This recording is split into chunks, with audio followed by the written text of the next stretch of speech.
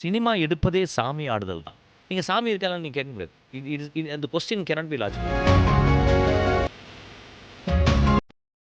ஒரு ரிசர்ச் ரொம்ப முக்கியம். திரைப்படத்துல ஒரு சார் கதாபாத்திரத்துக்கு 100% சார். 100% ரிசர்ச். விட்டு போன நந்தலாலாவ எடுத்து பண்றேன்.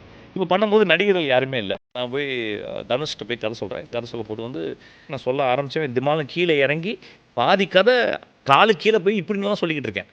அந்த பையன் பார்த்துட்டு, "அண்ணா நீங்க கதை எனக்கு பிடிக்குதுன்னா நான் என்னால பண்ண முடியாது என்னால. ஆனா நீங்க இத பண்ணுங்க. நீங்க நல்லா நடிக்கிறீங்க" அப்படின்ட்டான். பாண்டியராஜன் போய் கதை சொல்றேன் சார். பாண்டியராஜன் கதை சொன்னோனே என்ன பண்றாரு, ஃபர்ஸ்ட் என்ன பண்றாரு, கதை சொல்லிட்டே இருக்கும்போது பாதியில நிறுத்தி வந்துட்டாரு. "தம்பி நீங்க என்ன அட்ரஸ் மாறி விட்டீங்க?" "என்ன சார்?" "இல்ல தம்பி நான் என்ன ஏதாவது படம் பார்த்துருக்கீங்க?" "இல்ல சார் ரொம்ப படம் பார்க்குறேன் சார். ஆண்பாவத்தை கொஞ்சோண்டு பார்த்துட்டேன் சார்." கோவம் வந்துருச்சு. யுத்தம் செய்யல சேரன் கதாநாயகன். நான் எழுதுனது வந்து ராமராஜன். ஓ! சேரன் என்கிட்ட கேட்குறது வந்து, "டேய் என் படம் பார்த்துருக்கேன்." "இல்ல சார் நான் பார்த்தேன். ஒரு படம் பார்த்தேன். ஆட்டோகிராஃப் நான் தூங்கிட்டேன் சார். நான் வந்து அதனால பார்க்கல சார்." அவரு ரொம்ப பரண்டு பரண்டு சிரிச்சுட்டு, "பட் இருந்தாலும் நான் பண்ணுவேனடா. நான் கன்னெல்லாம் தூக்க முடியுமாடா?" அப்படின்னு. சிம்பனி அத எப்படி பார்க்குறீங்க? ஒரு ராஜா சாரோட ரசிகரா மட்டும் இல்லாம, சிம்பனிங்கிறத எப்படி நம்ம புரிஞ்சுக்கணும்? அது என்னவா நிறைய பேர் நான் ராஜா சாரை பத்தி பேசும்போது, "என்ன இவரு ராஜா சாரை பத்தி பேசிட்டே இருக்காரு?" அப்படின்னு ஒரு இது சொல்லுவாங்க.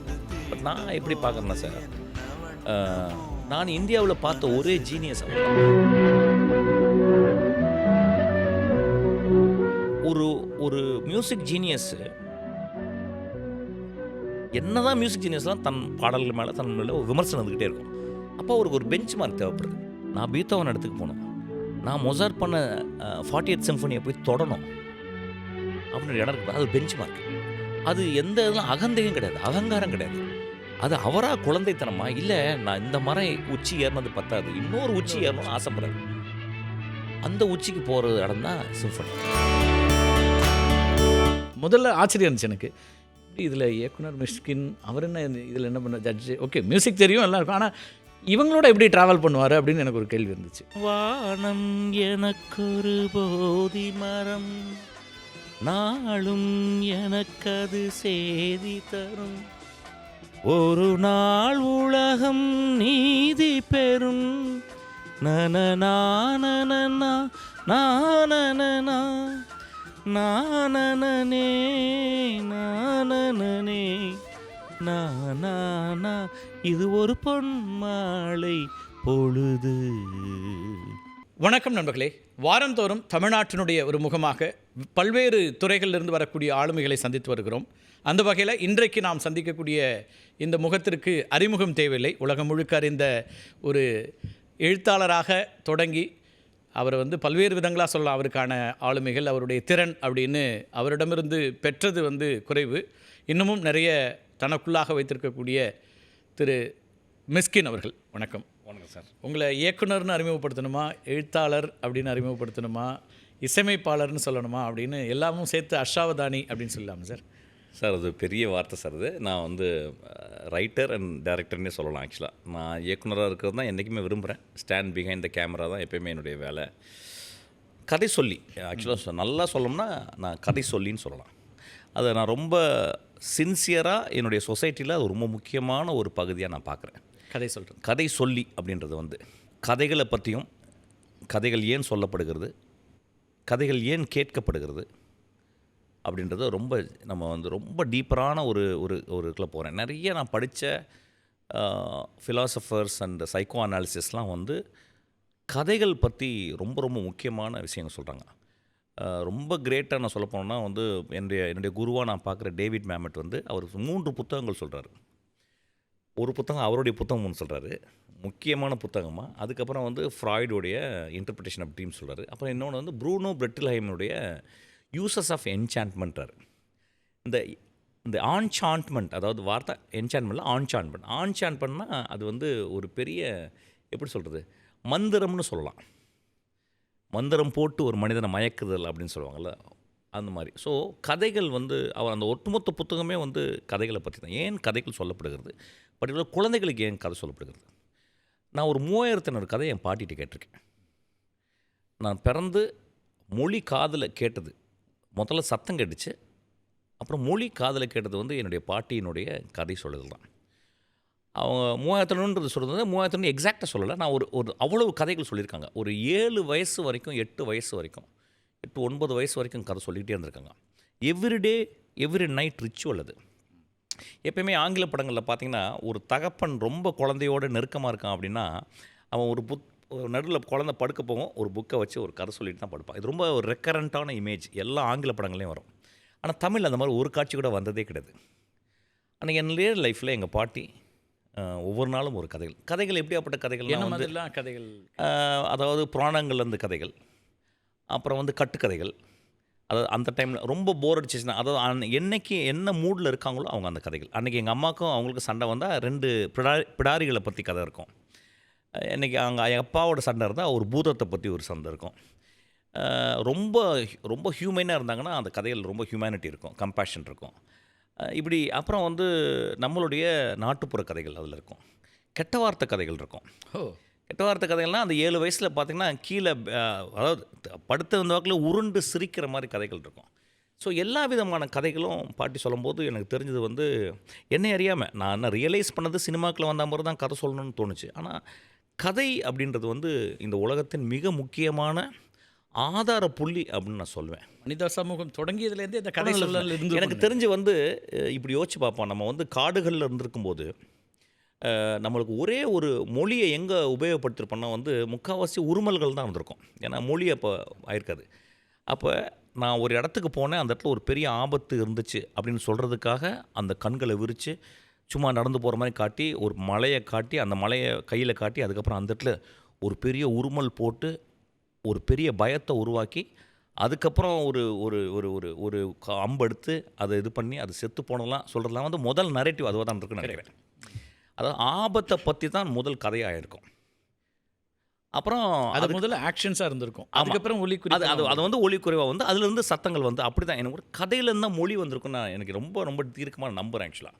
அப்புறம் இன்னொரு கதை என்னவாக இருக்கும், முக்கியமான கதைனா வந்து போன தகப்பன் திரும்பவும் போயிருப்பான். ஒருவேளை பாம்போ இல்லை புலியோ யானையோ அடித்து கொண்டா பிறகு தாய் வந்து ரொம்ப கஷ்டப்பட்டு குழந்தைக்கு அவன் நின்று பார்த்துக்கிட்டே இருப்பான், புருஷன் வரல அப்படின்னு.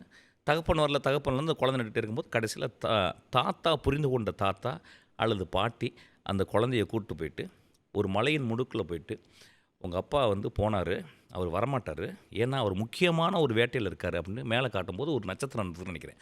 அதுதான் உங்கள் அப்பா அப்படின்னு காட்டிருப்பான்னு நினைக்கிறேன். இது என்னுடைய கட்டுக்கதை. ஆனால் அந்த கதையை நான் நம்புகிறேன். இந்த கதை உண்மையான கதை இருந்திருக்கலாம். ஸோ நான் என்ன நினைக்கிறேன், கதை வந்து ரொம்ப ரொம்ப நான் லைஃப்பில் ஒரு 72 தொழில் பண்ணிட்டேன். அண்டர்வேர்லேருந்து டிரான்ஸ்ஃபார்மர்லேருந்து நான் எல்லாமே விற்றுட்டேன், எல்லாமே பண்ணி பார்த்தேன். கதை சொல்லி இப்போ நான் கதை சொல்கிறதுக்காக இப்போ எனக்கு சாப்பாடு போடுறாங்க ஆடியன்ஸு, எனக்கு கஞ்சி ஊற்றுறாங்க. அது கிராமத்து பேரில் சொல்லணும். அதாவது கதை சொல்கிறதுக்காக கஞ்சி ஊற்றுறாங்க எனக்கு ஆடியன்ஸு. ஸோ எனக்கு அது ரொம்ப ரொம்ப நான் ஒரு சொசைட்டியினுடைய மிக முக்கியமான ஒரு இடத்துல நான் இருக்கேன். திரைப்படங்கள் வரதுக்கு முன்னாடி கூத்து அல்லது கலை வடிவங்கள் எல்லாத்துலேயும் கதை சொல்லல் தான் இருந்திருக்கும். கதை சொல்லல் தான் இருந்திருக்கும் ஆக்சுவலாக. அப்புறம் நம்ம லைஃப்பில் எது பேசினாலும் நரேட்டிவ் தான் இருக்கணும்.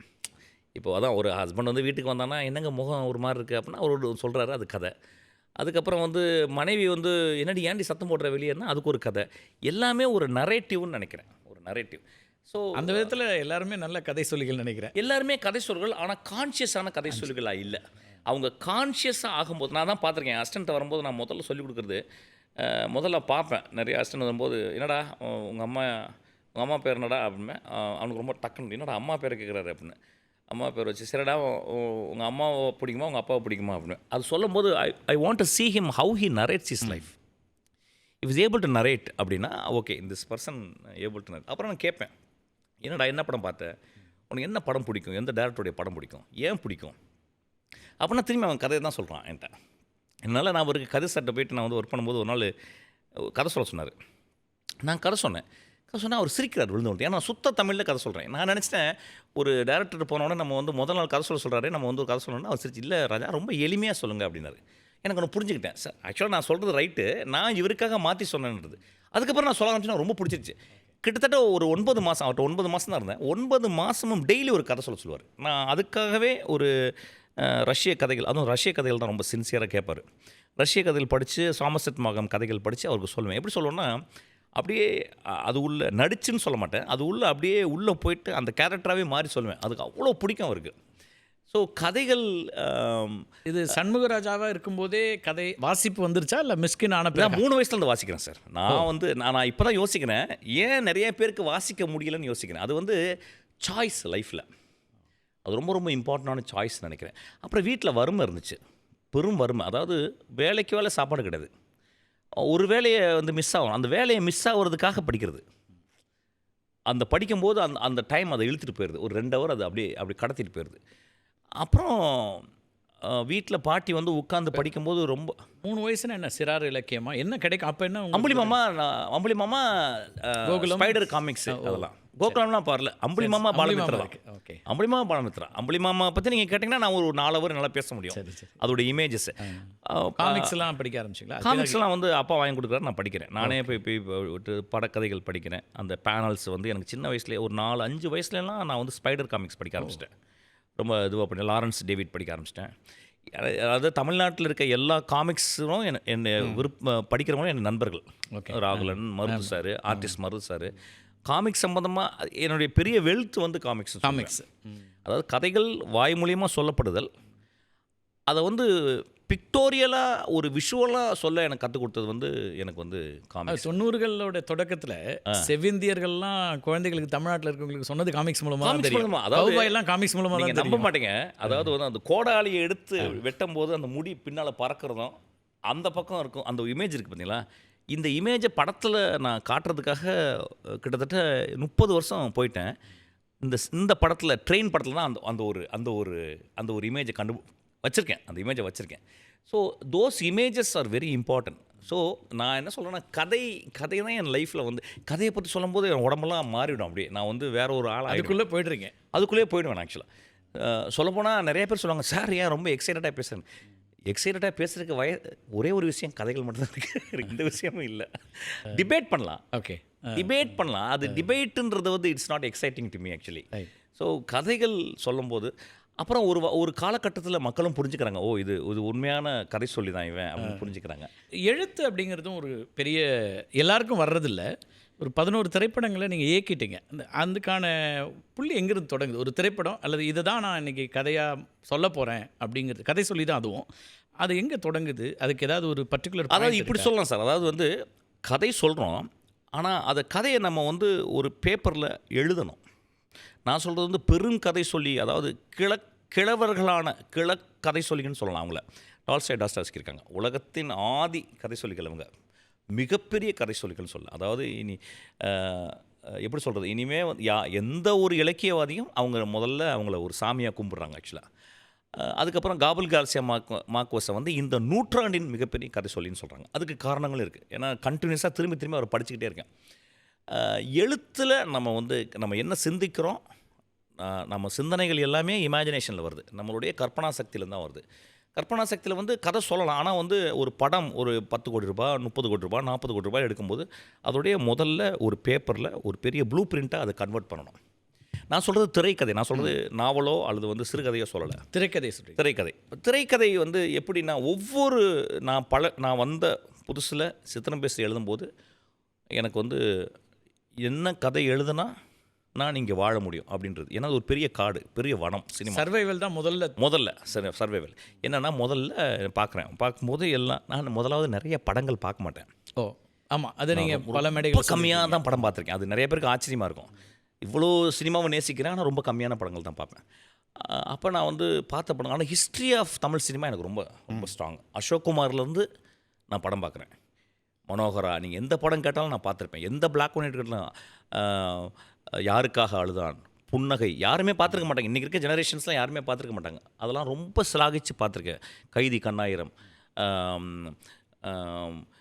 பழனி, இதெல்லாம் வந்து சும்மா பார்த்தது மட்டுமே இல்லை. பழனியில் ஒரு இமேஜ் இருக்குன்னு பார்த்தா தன் மனைவியையும் தன் தங்கையும் அவர் எருது மாடுகளாக போட்டு அவர் உழுகிறாரு. ஸோ இதெல்லாம் ஒரே கீழே விழுந்து அழுகுறேன் அதெல்லாம். ஸோ ஒரு சினிமாவை எப்படி பார்க்கணுமோ அதெல்லாம் பார்த்துட்டேன். எழுதும்போது எனக்கு வந்து அப்புறம் என்னுடைய டியூட்டர்ஸ், அதாவது என்னுடைய குருக்கள் யாருன்னா டேவிட் மேமெட்டு, அதுக்கப்புறம் வந்து உங்களுக்கு வந்து ஹீரோ வித் 1000 ஜோசப் கேம்பல், இவங்க என்னுடைய மிகப்பெரிய குரு. அப்புறம் இந்த என்னுடைய சொன்ன அந்த கடவுள்கள் டால்ஸ்டாய், டாஸ்டாவ்ஸ்கி அந்த வழிவா வந்து நிறைய ரஷ்ய எழுத்தாளர்கள் லெஸ்கோ, குப்ரின், அதுக்கப்புறம் சிங்கிஸ் ஐத்மேத்தோவ். சிங்கிஸ் ஐத்மேத்தோவ்லாம் நாங்கள் படிக்காமல், முதலாசிரியர் படிக்காமல் யாருமே தமிழ்நாட்டில் புரிஞ்சிக்க முடியாது எதுவுமே. அதுக்கப்புறம் கொஞ்சம் ஃப்ரெஞ்சு கதைகள், மாப்பஸான் இதெல்லாம். ஸோ அதெல்லாம் விட்டுருங்க. எப்படி எழுதணும்னு எனக்கு சினிமா திரைக்கதையை எப்படி எழுதணும்னு கற்றுக் கொடுத்த ஒரே ஒரு மனுஷர் டேவிட் மேமெட் தான், ஒரு அமெரிக்கன் ஸ்கிரிப்ட் ரைட்டரு. ஸோ அவர்கள்லாம் படித்து முடித்த மாதிரி, ஏன்னா கதை சொல்லியாக மட்டும் இருக்க முடியாது, எப்படி வந்து அதை திரைக்கதையாக மாற்றணுன்றதுக்கு ஒரு பெரிய யுக்தி அது தேவைப்படுச்சு. அப்புறம் கதை எழுதும்போதெல்லாம் எனக்கு வந்து சரி எப்படி சித்திரம்பே சரி ஓகே என்ன இந்த வனத்தில் வாழ்னா முதல் காதல் கதை எடுத்தாகணும். காதலோடு என்ன பண்ணணும், வீரமும் இருக்கணும். வீரம்ன்றது கிளைமேக்ஸில் ஒரு ஃபைட் இருக்கணும், அவன் ஒரு பெரிய வீரசாலியாக இருக்கணும். Okay right. இது காதல், வீரம், பாடல் இருக்கணும். இது வந்து தமிழ் சினிமாவுடைய ஒரு ஒரு ட்ரோப்பு, ஒரு ஃபார்முலா. சரி, இது 3 இருக்குது. நான் எங்கே இருக்கேன் அப்படின்னு பார்க்கும்போது நான் என்ன பண்ணுறேன், இந்த 3க்குள்ளே ஒரு கதை தேடுறேன். இந்த 3 இப்போ 3ஐயும் வச்சு கதை பண்ணலாம். ஆனால் நம்ம ஈஸியாக சொல்ல என்ன நம்ம கேட்போம், என்னப்பா கதை உங்கள் லவ் ஸ்டோரி, என்னப்பா கதை, ஒரு ஆக்ஷன், அது இல்லை கதை. அது மேலே இருக்க ஒரு கோட்டிங், ஆனால் உள்ள ஒரு கதை இருக்கணும், ஆத்மாத்மா ஒரு உயிர் இருக்கணும். அந்த உயிர் என்னன்னு பார்க்கும்போது அப்போ தான் எனக்கு தெரிஞ்சது வந்து ஓகே, ஒரு மனிதன், ஒரு ஒரு ஒரு மோசமான மனிதன் ஒரு பெண்ணை பார்க்குறான். பெண்ணை பார்த்தோன்னே பெரிய ஆச்சரியம் வருது. ஆச்சரியம் வந்தவுடனே காதல் வருது. ஆச்சரியம் வந்தவுடனே நான் இந்த மாதிரி இல்லையே, என்னைய தூற்றுறாள் என்னைய, அதுக்கு ஒரு காரணம் இருக்குது. அந்த பெண் எவ்வளோ நல்ல பெண் அப்படின்னு, ஒரு நல்லது 4 பெண் மட்டும் இல்லை, அவள் நல்லவ, நான் கெட்டவனை அவள் கண்டுபிடிக்கிறான். அவள் முகத்தை பார்க்கும்போது இவன் முகம் கெட்டது தெரியுது. ஐயோ, நான் இப்போ அவள் முகம் மாதிரி மாறணும்னு ஆசைப்பட்றான். அதான் காதல். இப்போ இந்த காதலுக்கு என்ன பண்ணணும்னா, அதுக்கப்புறம் கான்ஃப்ளிக்ட் கொடுக்குறேன். என்ன கான்ஃப்ளிக்ட். அப்போ நான் யோசிக்கிறேன், ஒரு காதலுக்காக ஒரு மனிதன் என்ன பண்ணுவான் அப்படின்னு யோசிக்கிறேன். என்ன பண்ணுவான்னா, தன்னுடைய வாழ்க்கையே முழுக்க கொடுக்க முடியுமா அப்படின்றது தான் அந்த கதை. ஆனால் அந்த சைடு பெண் பார்வையில் வந்து பார்த்தீங்கன்னா, அவள் வந்து ஒரு அம்மா இல்லாத ஒரு குழந்தையா, அப்பா தான் வாழ்க்கை, அப்பா தான் ஆம்பளன் வாழ்ந்துக்கு இருக்க ஒரு பெண்ணுக்கு வந்து, இல்லைம்மா உலகத்தில் வேற ஒரு ஆணோட நீ போகணும், நீ ஒரு குழந்தைகளை பெற்று இன்னும் வேறு ஆண்களையும் வேறு பெண்களையும் நீ பெற்றெடுக்கணும், அது ஒரு ப்ராசஸ். அதுக்கு நீ இவர்கிட்ட மட்டும் இருந்தால் போதும். ஒரு எலக்ட்ரா காம்ப்ளெக்ஸ்லேயே இருந்துக்கிட்டு இருக்கான். அவள் அதுலேருந்து எப்படி வருவான்? ரைட். ஒரு அண்ணாச்சின்ற ஒரு ஒட்டுமொத்த எம்பாடிமெண்ட் ஆஃப் ஈவிலுக்குள்ளேயும் ஒரு பியூட்டிஃபுல்லான ஒரு வெள்ளை பகுதி இருக்குது. அதான் அவங்க பையன். ஒரு வீக்னஸ் இருக்குது. ஸோ இந்த 3 கேரக்டரை வச்சு, அப்பா ஒரு கேரக்டரை வச்சு நான் கதை பண்ணுறேன். ஸோ ஒரு மேலே இருக்க இந்த வீரம், இந்த காதலுக்குள்ளே, இது வந்து இந்த வனத்துக்காக சத்தம் மணி அடிக்கிறது. ஆனால் நான் விற்கிறது வேற. பாடலையும் கொண்டு வந்தீங்க. அப்போ நான் என்ன பண்ணுறேன், பாடல் கொண்டாட திரும்பி பார்க்குறேன், சரி இந்த படத்துக்கு என்ன விசிட்டிங் கார்டு இருக்கும் அப்படி. ஆனால் நீங்கள் இது வந்து பின்னால் இதெல்லாம் சொன்னாங்க. ஆனால் என்ன பண்ணேன், நான் பேசிக்கலாக சிங்கர்ஸ், நான் பேசிக்கலாக டான்ஸர், நான் பேசிக்கலாக வெரி வைப்ரண்ட் பர்சன் ஆக்சுவலி. அப்போது ஒரு பாட்டு பண்ணலாம். அப்போ எனக்கு தெரியாது குத்துப்பாட்டுனா என்ன, ஐட்டம் நம்பர்னா என்ன, அந்த ஹூக் ஸ்டெப்ஸ் எடுக்கிற வரைக்கும் இதெல்லாம் எனக்கு தெரியாது, ஒன்றுமே தெரியாது. ஏன்னா இதெல்லாம் பார்த்ததே கிடையாது. எனக்கு ஏக் தோ தின்லாம் ஏதோ பாடியிருக்காங்க, அதெல்லாம் ரொம்ப விரும்பி பார்த்ததில்ல. அப்புறம் நான் வந்து எனக்கு ஒரு ஒரு ஒரு ஒரு சென்னையை நல்லா உத்து பார்த்துருக்கேன். சென்னையை நான் வந்து என்னைய ரொம்ப உத்து பார்த்துருக்கேன். எப்படி உத்து பார்த்துருப்பேன் அப்படின்னா, வந்து ரோட்டில் தனியாக நின்று ஒரு 2 மணி நேரம் 3 மணி நேரம் அப்படியே நின்று பார்த்துருக்கேன். இரவுகளில் கார் எடுத்துகிட்டு போயிட்டு 3 மணி நேரம் 4 மணி நேரம் இரவு ஃபுல்லாக ஓட்டிகிட்டே போயிருக்கேன். ஸோ சென்னையை நான் உத்து பார்த்து இதெல்லாம் தனியாக இது அப்புறம் வந்து ஒரு போலீஸ் காலனிலேயே ஒரு 16 வருஷம் வந்திருக்கேன். மனிதர்கள் வந்து எனக்கு ரொம்ப கதையை சொல்லி கொடுத்துருக்காங்க. இன்னைக்கு வரைக்கும் இப்போ இந்த பையன், இப்போ இந்த ஆஃபீஸ்க்காக ஒரு பையன் வண்டி ஓட்டு வந்தான். அப்போ ஓட்டு வரும்போது நான் பெல்ட் போட்டேன், ஆனால் சவுண்டு வந்துக்கிட்டே இருந்துச்சு. அந்த சவுண்டு என்கிட்ட என்னப்பா, இல்லை சார் ஒரு சின்ன ப்ராப்ளம் சார், அது சவுண்டு வந்துக்கிட்டே இருக்கு, மனைவி போல் அப்படின்னு. உடனே அவன் சிரித்தான். என்ன சார் அப்படின்னா, இல்லைப்பா சில டைம் அவங்க வந்து இப்படி சொல்லிக்கிட்டே இருப்பாங்களா பின்னால் இருந்து, அது மாதிரி இருக்கா அப்படின்னு. அப்போது என்னப்பா பண்ணுற, உனக்கு கல்யாணம் ஆயிடுச்சா? கல்யாணம் ஆயிடுச்சு, குழந்தை. So I like to see people, I like to talk to people. So they also teach me. ஸோ இதெல்லாம் இந்த சென்னை வாழ் மனிதர்கள் எல்லாத்தையும் அந்த படத்தில் கொண்டாடுறேன். விசிட்டிங் கார்டாக அந்த பாட்டு, அந்த பாட்டை கொண்டாடுறேன். அந்த பாட்டை சேர்த்துட்டு வந்து அந்த பாட்டை எப்படி பண்ணலாம் அப்படின்னு யோசிக்கும்போது, எனக்கு ஒரு மஞ்சள் கலரில் ஒரு நடனம் ஒரு பெண் ஆடுனா, ஏன்னா நிறைய காசு இல்லை, ரொம்ப கம்மியான பட்ஜெட்டு. அப்புறம் வச்சு பண்ணும்போது எங்கேயோ கேட்ட பாட்டு, அவர் அந்த பாடகர் பாடினதை கேட்டு அந்த படத்தில் வந்து அது கானா உலகநாதனுடைய வேற பாடு ஒரு வேற ஒரு படத்துக்காக வேற ஒரு நீங்க அது கேட்டது. வந்து அது எப்படின்னா அது சொல்லுவாங்க, அது கலைஞர் வந்து அவங்க பேரன் யாரோ வந்து அந்த பாட்டை பிடிக்குமா, அப்படி கையை ஆட்டுமா, உடனே கலைஞர் சார் சொல்லி உடனே கூப்பிட்டு ஃபோன் பண்ணி போடுறா அப்படிம்பாராம். ஐ திங்க் சன் டிவியில் ஒருத்தர் 21 வாட்டி போட்டிருக்காங்கன்னு கேள்விப்பட்டேன் ஒரு நாள் ஆக்சுவலாக. So it has become a phenomenon. But நான் அந்த ஃபெனாமினனுக்கு எந்த காரணமும் இல்லை. நான் வந்து ஒரு ஃபில்ம் மேக்கராக மட்டும்தான் உழைச்சேன். ஆனால் அதோட இம்பேக்ட் பார்த்தீங்கன்னா இல்லை ரிதம்லாம் நீங்கள் தானே மாற்றுனீங்க. ஆமாம், அதில் பாடலோட ஒரிஜினாலிட்டி இருந்தாலும் அதனுடைய வெற்றி பெரும் ஆச்சரியம் எனக்கு. இன்னும் அந்த அன்னைக்கு வரைக்கும் அந்த மஞ்சள் சேலை உங்களை ஆமாம், துரத்திக்கிட்டே இன்னைக்கு இருக்கு. வரைக்கும் நான் அன்னைக்கு கூட ஒரு ஃபங்க்ஷனில் அவரை பார்த்தேன், ஆனால் உலகநாதனை. சரி. எனக்கு ஒரு நிமிஷம் எனக்கு இன்னும் ஆச்சரியமாக தான் இருக்குது, இந்த பாட்டு எப்படி நடந்துச்சு அப்படின்னு. அந்த ஆச்சரியம் தான் என்னை கதை சொல்லியாக வச்சுக்கிட்டே இருக்குன்னு நினைக்கிறேன்.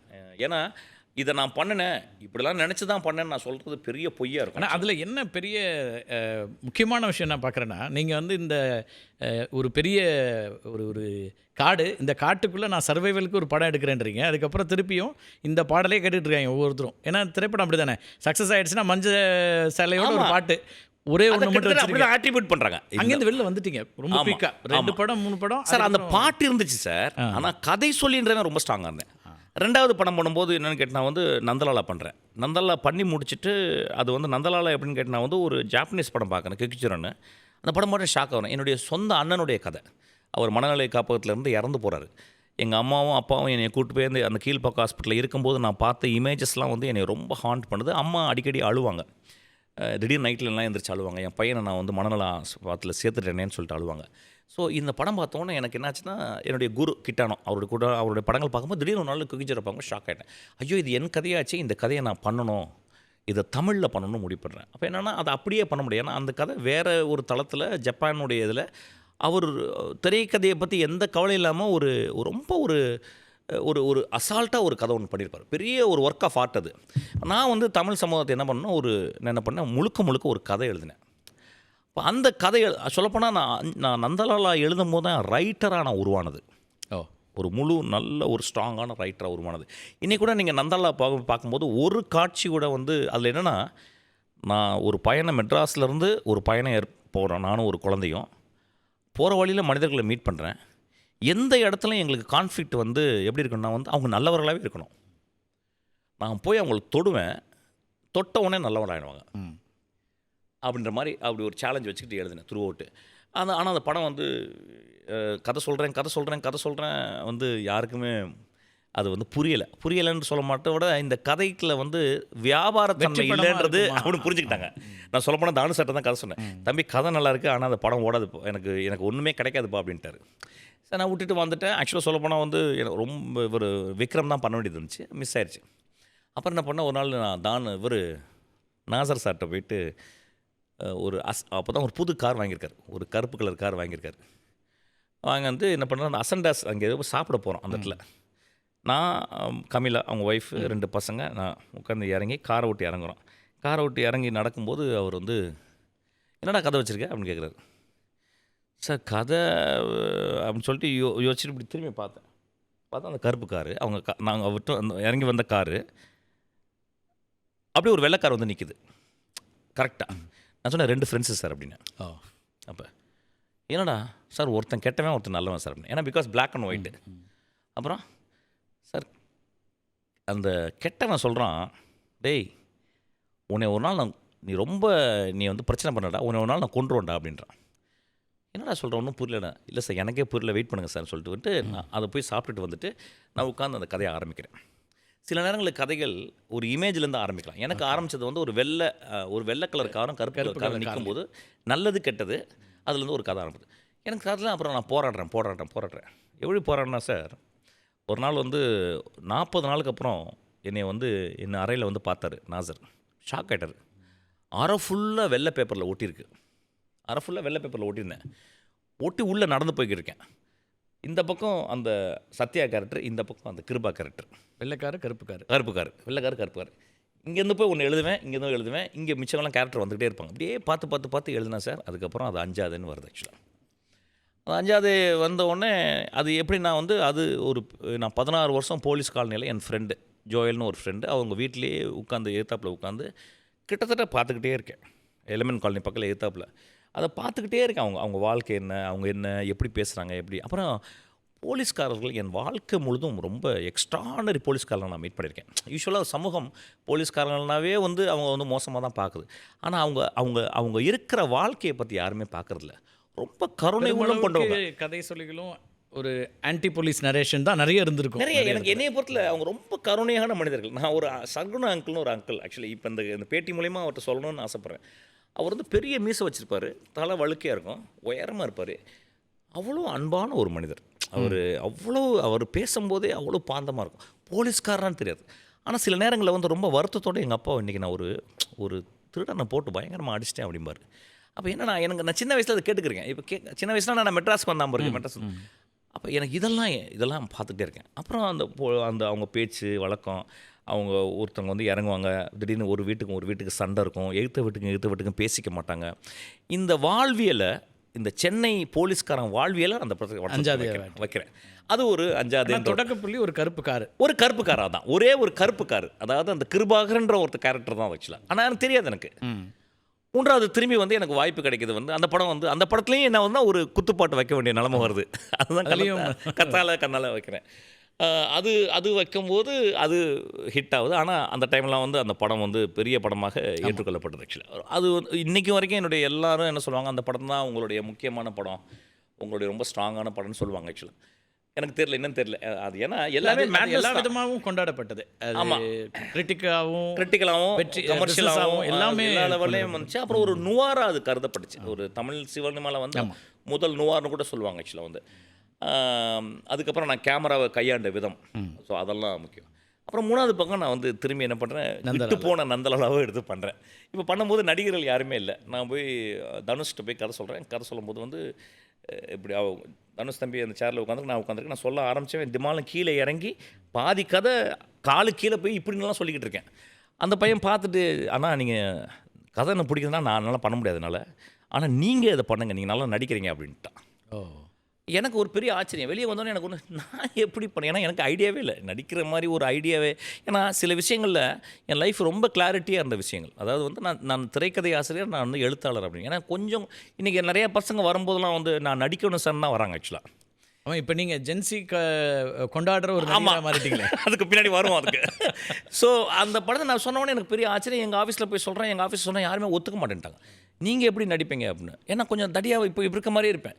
இல்லைப்பா நான் மனசுக்குள்ளே போட்டேன், இனி யாருமே அதை பண்ண மாட்டாங்க, எந்த ஹீரோவும் ஒத்துக்க மாட்டாங்க, நான் போயிட்டு வந்துட்டேன் ஒரு ரவுண்டு, அதனால சொல்லிட்டு நான் ஒரு 6 மாதம் உட்காந்து ஒர்க் அவுட் பண்ணி அது பண்ணிவிடுவேன். அது ரொம்ப குறிக்கோளோடு பண்ணி முடிச்சுட்டு அதுக்கப்புறம் ஒரு சீன் எடுத்து காட்டினா பிறகு எங்கள் ஆஃபீஸில் இருக்கோம். நான் பாருங்கள், எங்கள் ஆஃபீஸில் இருக்க என்னோடய அசிஸ்டண்ட்டுக்கும் என்னுடைய ஃப்ரெண்ட்ஸுக்கு நான் கன்வின்ஸ் பண்ண முடியாது போச்சு. பண்ண உடனே சரி ரொம்ப ஆச்சரியப்பட்டாங்க. உடனே நானே போயிட்டு படம் பண்ணேன். அந்த படம் பெருசாக போகலை, ஆனால் ரொம்ப கிரிட்டிக்கலி அக்ளைம்டு ஃபிலிம். இன்றைக்கி வரைக்கும் வந்து அந்த படத்தை வந்து ரொம்ப இன்றைக்கும் பார்த்துட்டே முக்கியமான தமிழ். ஆமாம், அதில் ஒன்றும் மாற்றம். அப்புறம் 4வது படம் வந்து யுத்தம் செய்தான். வந்து என் லைஃப்பில் வந்து உங்கள் திரைப்படங்களில் நீங்கள் வந்து நடிகர்களை வேறு விதமாகவே பயன்படுத்த முயற்சிக்கிறீங்க சார். அது இன்ட்ரெஸ்டிங். பாண்டியராஜன் ஒரு மாதிரி அவர் ஒரு வில்லனாக யோசிக்கிறது. பாண்டியராஜன் போய் கதை சொல்கிறேன் சார்.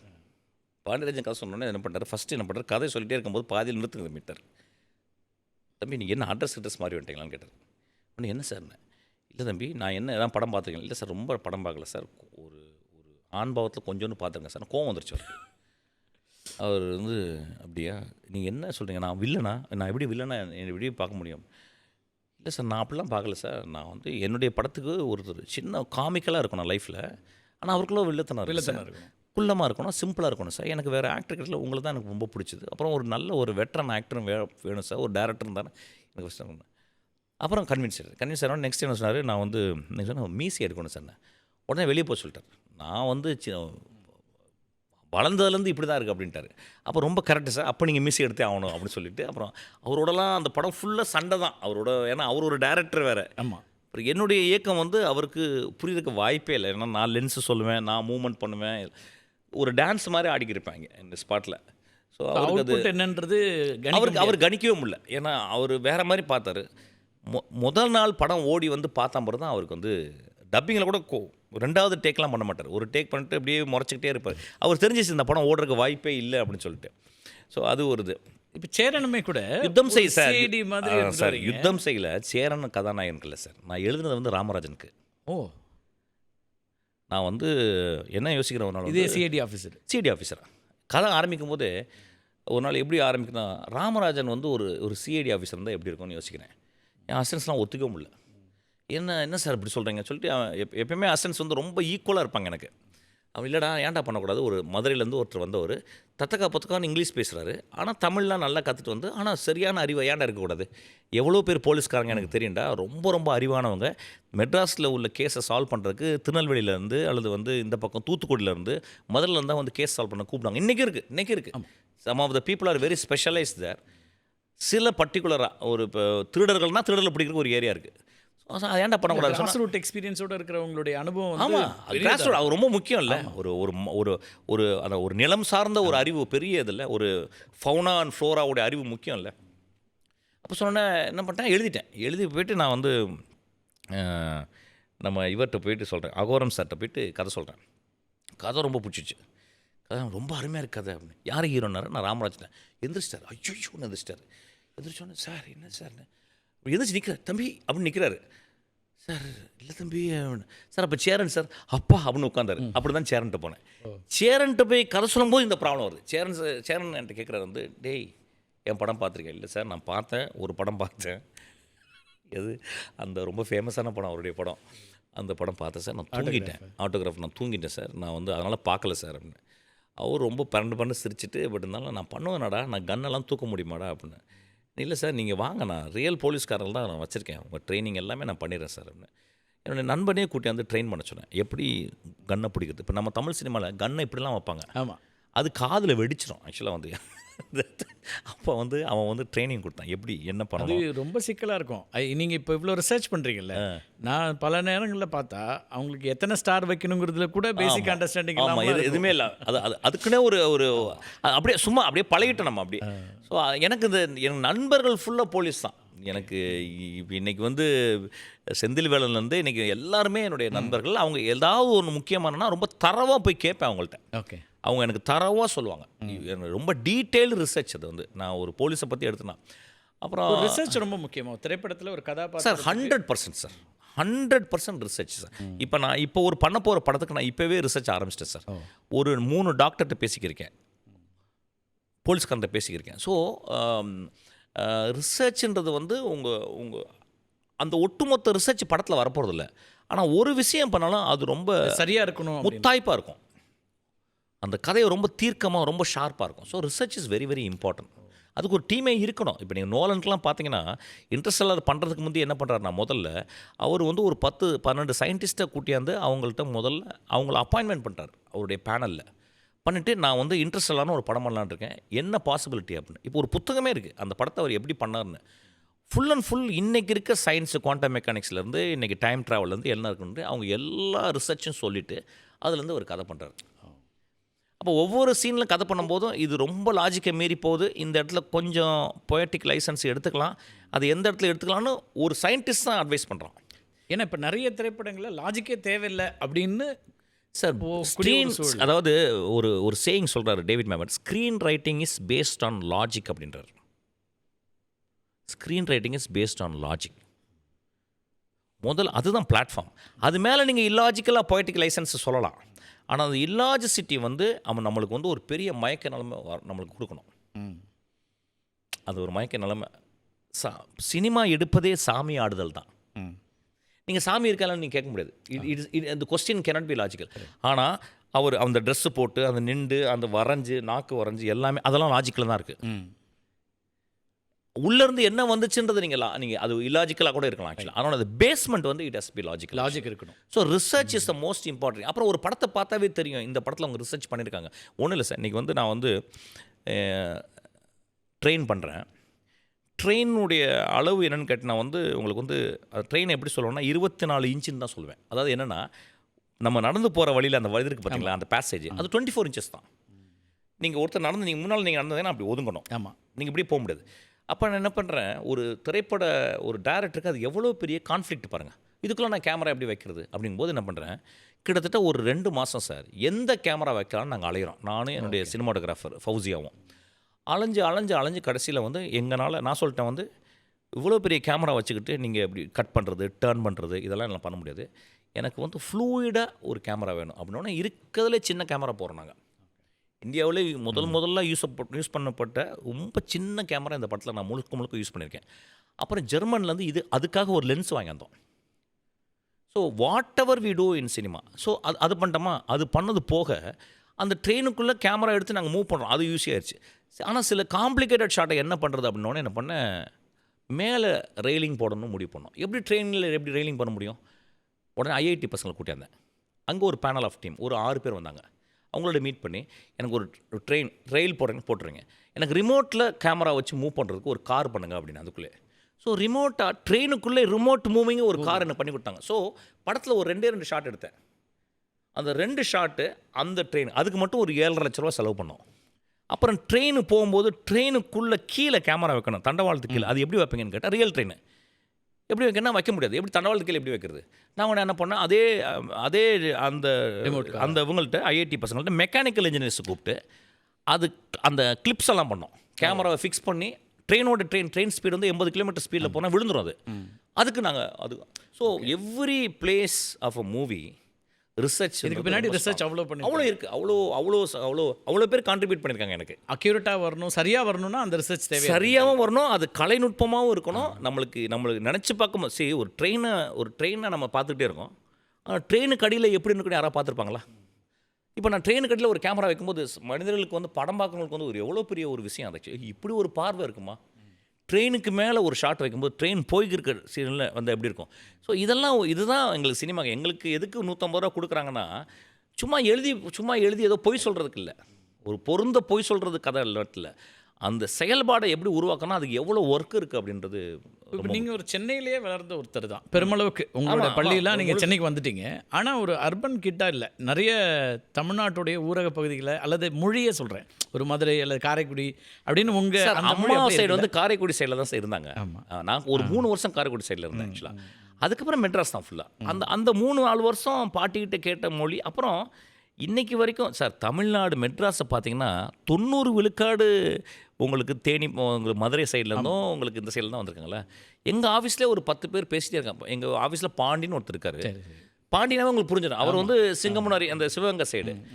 அந்த லாங்குவேஜை இன்னும் வச்சிருக்க ஒரே மனிதன் அவர் எங்கள் ஆஃபீஸில் அவர் பேசுகிறதுக்காக நான் அவருக்கு சம்பளம் கொடுத்து வச்சுருக்கேன். ஓகே, அவர்கிட்ட நான் அப்பப்போ போய் பேசுவேன்.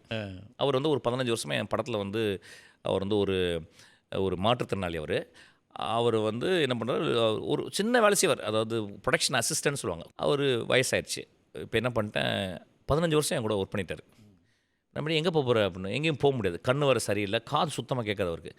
அப்படியே தகப்பன் மாதிரி கூட்டாங்க. எங்கள் அப்பா தகப்பன் இறந்து போயிட்டார் இப்போ ரீசெண்டாக. இப்போ அவர் தான் தகப்பனாக இருக்கார். அவர் வந்து இப்போ ஆஃபீஸில் இருக்கார். அவருக்கு ஒரு வேலையும் கிடையாது. அவர் வந்து பூ போட்டு விளக்கேற்றுவார் டெய்லி.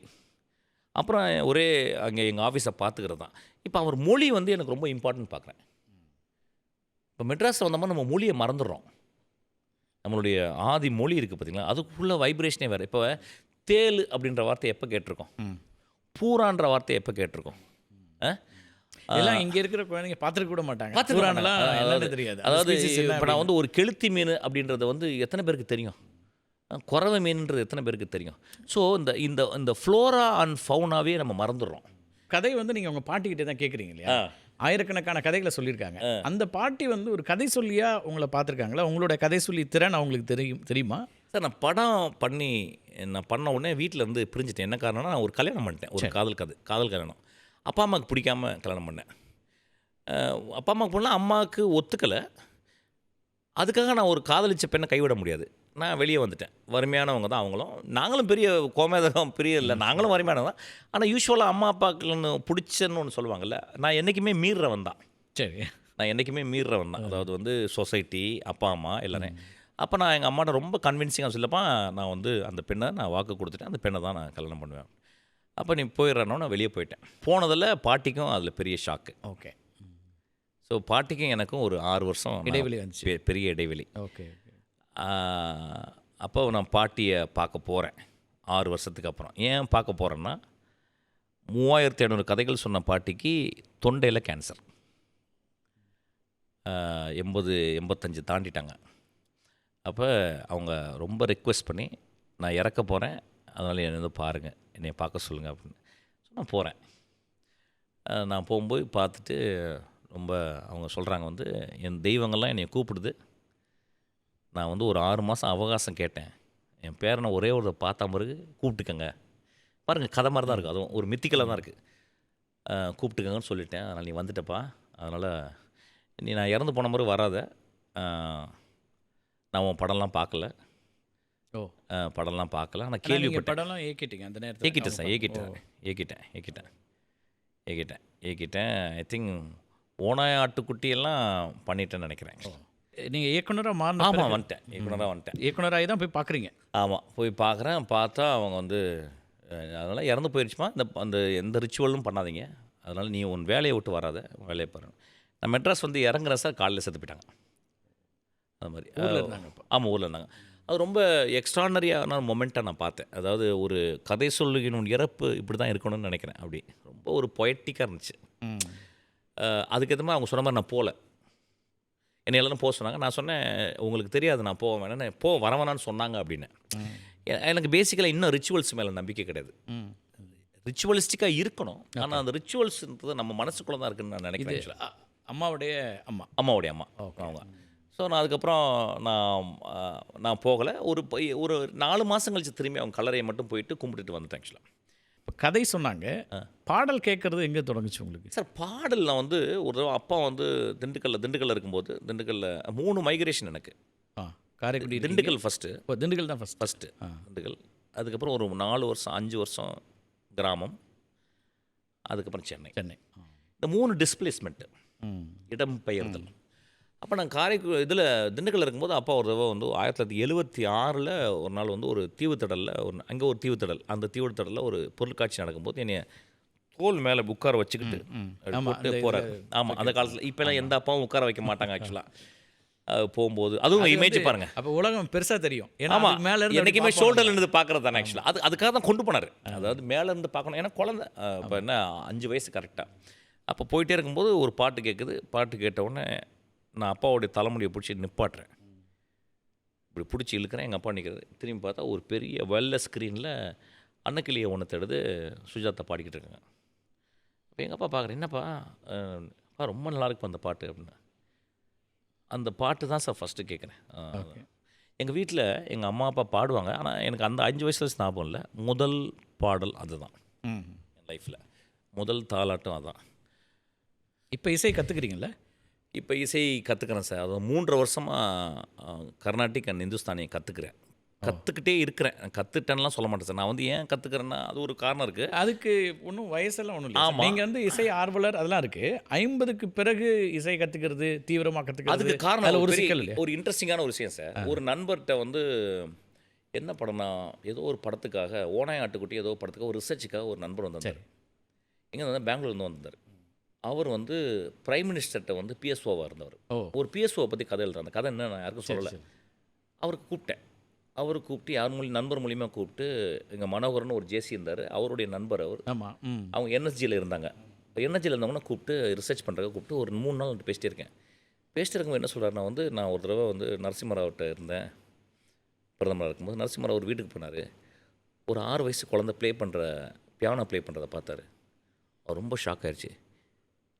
ரொம்ப நல்லா இருக்குன்னு சொல்லிட்டு வெளியே வந்து பியானோ கடைக்கு போனேன்னாரு. எங்களுக்கு ஒன்றுமே புரியல. அப்போ அவர் 73 வயசு. பியானோ கடைக்கு போய் ஒரு பியானோ வாங்கிட்டார். பியானோ வாங்கிட்டு மறுநாள் வாசிச்சார் அப்படின்னு சொன்னோன்னே சார், நான் எந்திரிச்சு நேராக பியானோ கடைக்கு போயிட்டேன். ஒரு பியானோ வாங்கிட்டு உட்காந்து வாசிக்க ஆரம்பிச்சிட்டேன். இப்போ பாருங்கள், வாசிக்க ஆரம்பிச்சுட்டு எனக்கு அது அப்படியே இருந்துச்சு. ஆனால் இப்போ இளையராஜா விட்டு வெளியே சண்டைலாம் போட்டு வெளியே வந்த முறை எனக்கு வந்து ஒரு அனாதை ஆகிட்டேன். அப்படியே வந்து மியூசிக்கில், சினிமாவில் அப்புறம் நம்ம கற்றுக்கலான்னு சொல்லிட்டு அப்படி போய் நான் கற்றுக்கிட்டது. இளையராஜா சொன்னதுனால நிறைய பாடல்கள் இளையராஜா தான் நீங்கள் வந்து ஆராதித்து கொண்டாடின நாட்கள் இல்லையா? உங்களுடைய ஸ்கூல் டேஸ் ஆகட்டும், கல்லூரி நாட்கள் ஆகட்டும் அப்படின்னு இருக்குது. இப்போ சிம்ஃபனி, அதை எப்படி பார்க்குறீங்க? ஒரு ராஜா சாரோட ரசிகராக மட்டும் இல்லாமல் சிம்ஃபனிங்கிறத எப்படி நம்ம புரிஞ்சுக்கணும்? என்ன நிறைய பேர் நான் ராஜா சாரை பற்றி பேசும்போது, என்ன இவர் ராஜா சாரை பற்றி பேசிகிட்டே இருக்காரு அப்படின்னு ஒரு இது சொல்லுவாங்க. பட் நான் எப்படி பார்க்குறேன்னா சார், நான் இந்தியாவில் பார்த்த ஒரே ஜீனியஸ் அவர் தான். என்ன ஜீனியஸ் அப்படின்னா, ஜீனியஸ்ன்ற வார்த்தை எங்கே சொல்லலான்னு கேட்டிங்கன்னா, நீங்கள் வந்து ஐன்ஸ்டைனுக்கு யூஸ் பண்ணலாம், பீத்தாவனுக்கு யூஸ் பண்ணலாம். நான் அந்த ஏரியாவில் மியூசிக்கலான ஒரு பெரிய ஜீனியஸாக நான் வந்து ராஜா சாரை பார்க்குறேன். அவர் பாடல்கள் வந்து ரொம்ப தரவாக கேட்டிருக்கேன். ஒரு பாட்டு 1000 தடவை 2000 வாட்டிலாம் கேட்டிருக்கேன். அதெல்லாம் திரைப்படம் சார்ந்து இருக்கும். அப்புறம் திரைப்படத்துக்கு ஒரு ட்ரோப் இருக்குது. அது எப்படி நம்ம சினிமாவுக்கு ஒரு ஃபார்முலா மாதிரி இருக்கோ அது மாதிரி ஒரு பல்லவி, பாடலுக்கு ஒரு ஃபர்ஸ்ட் பிஜிஎம், ஒரு பல்லவி, ஒரு செகண்ட் பிஜிஎம், சரணம், அதுக்கப்புறம் தேர்ட் பிஜிஎம்.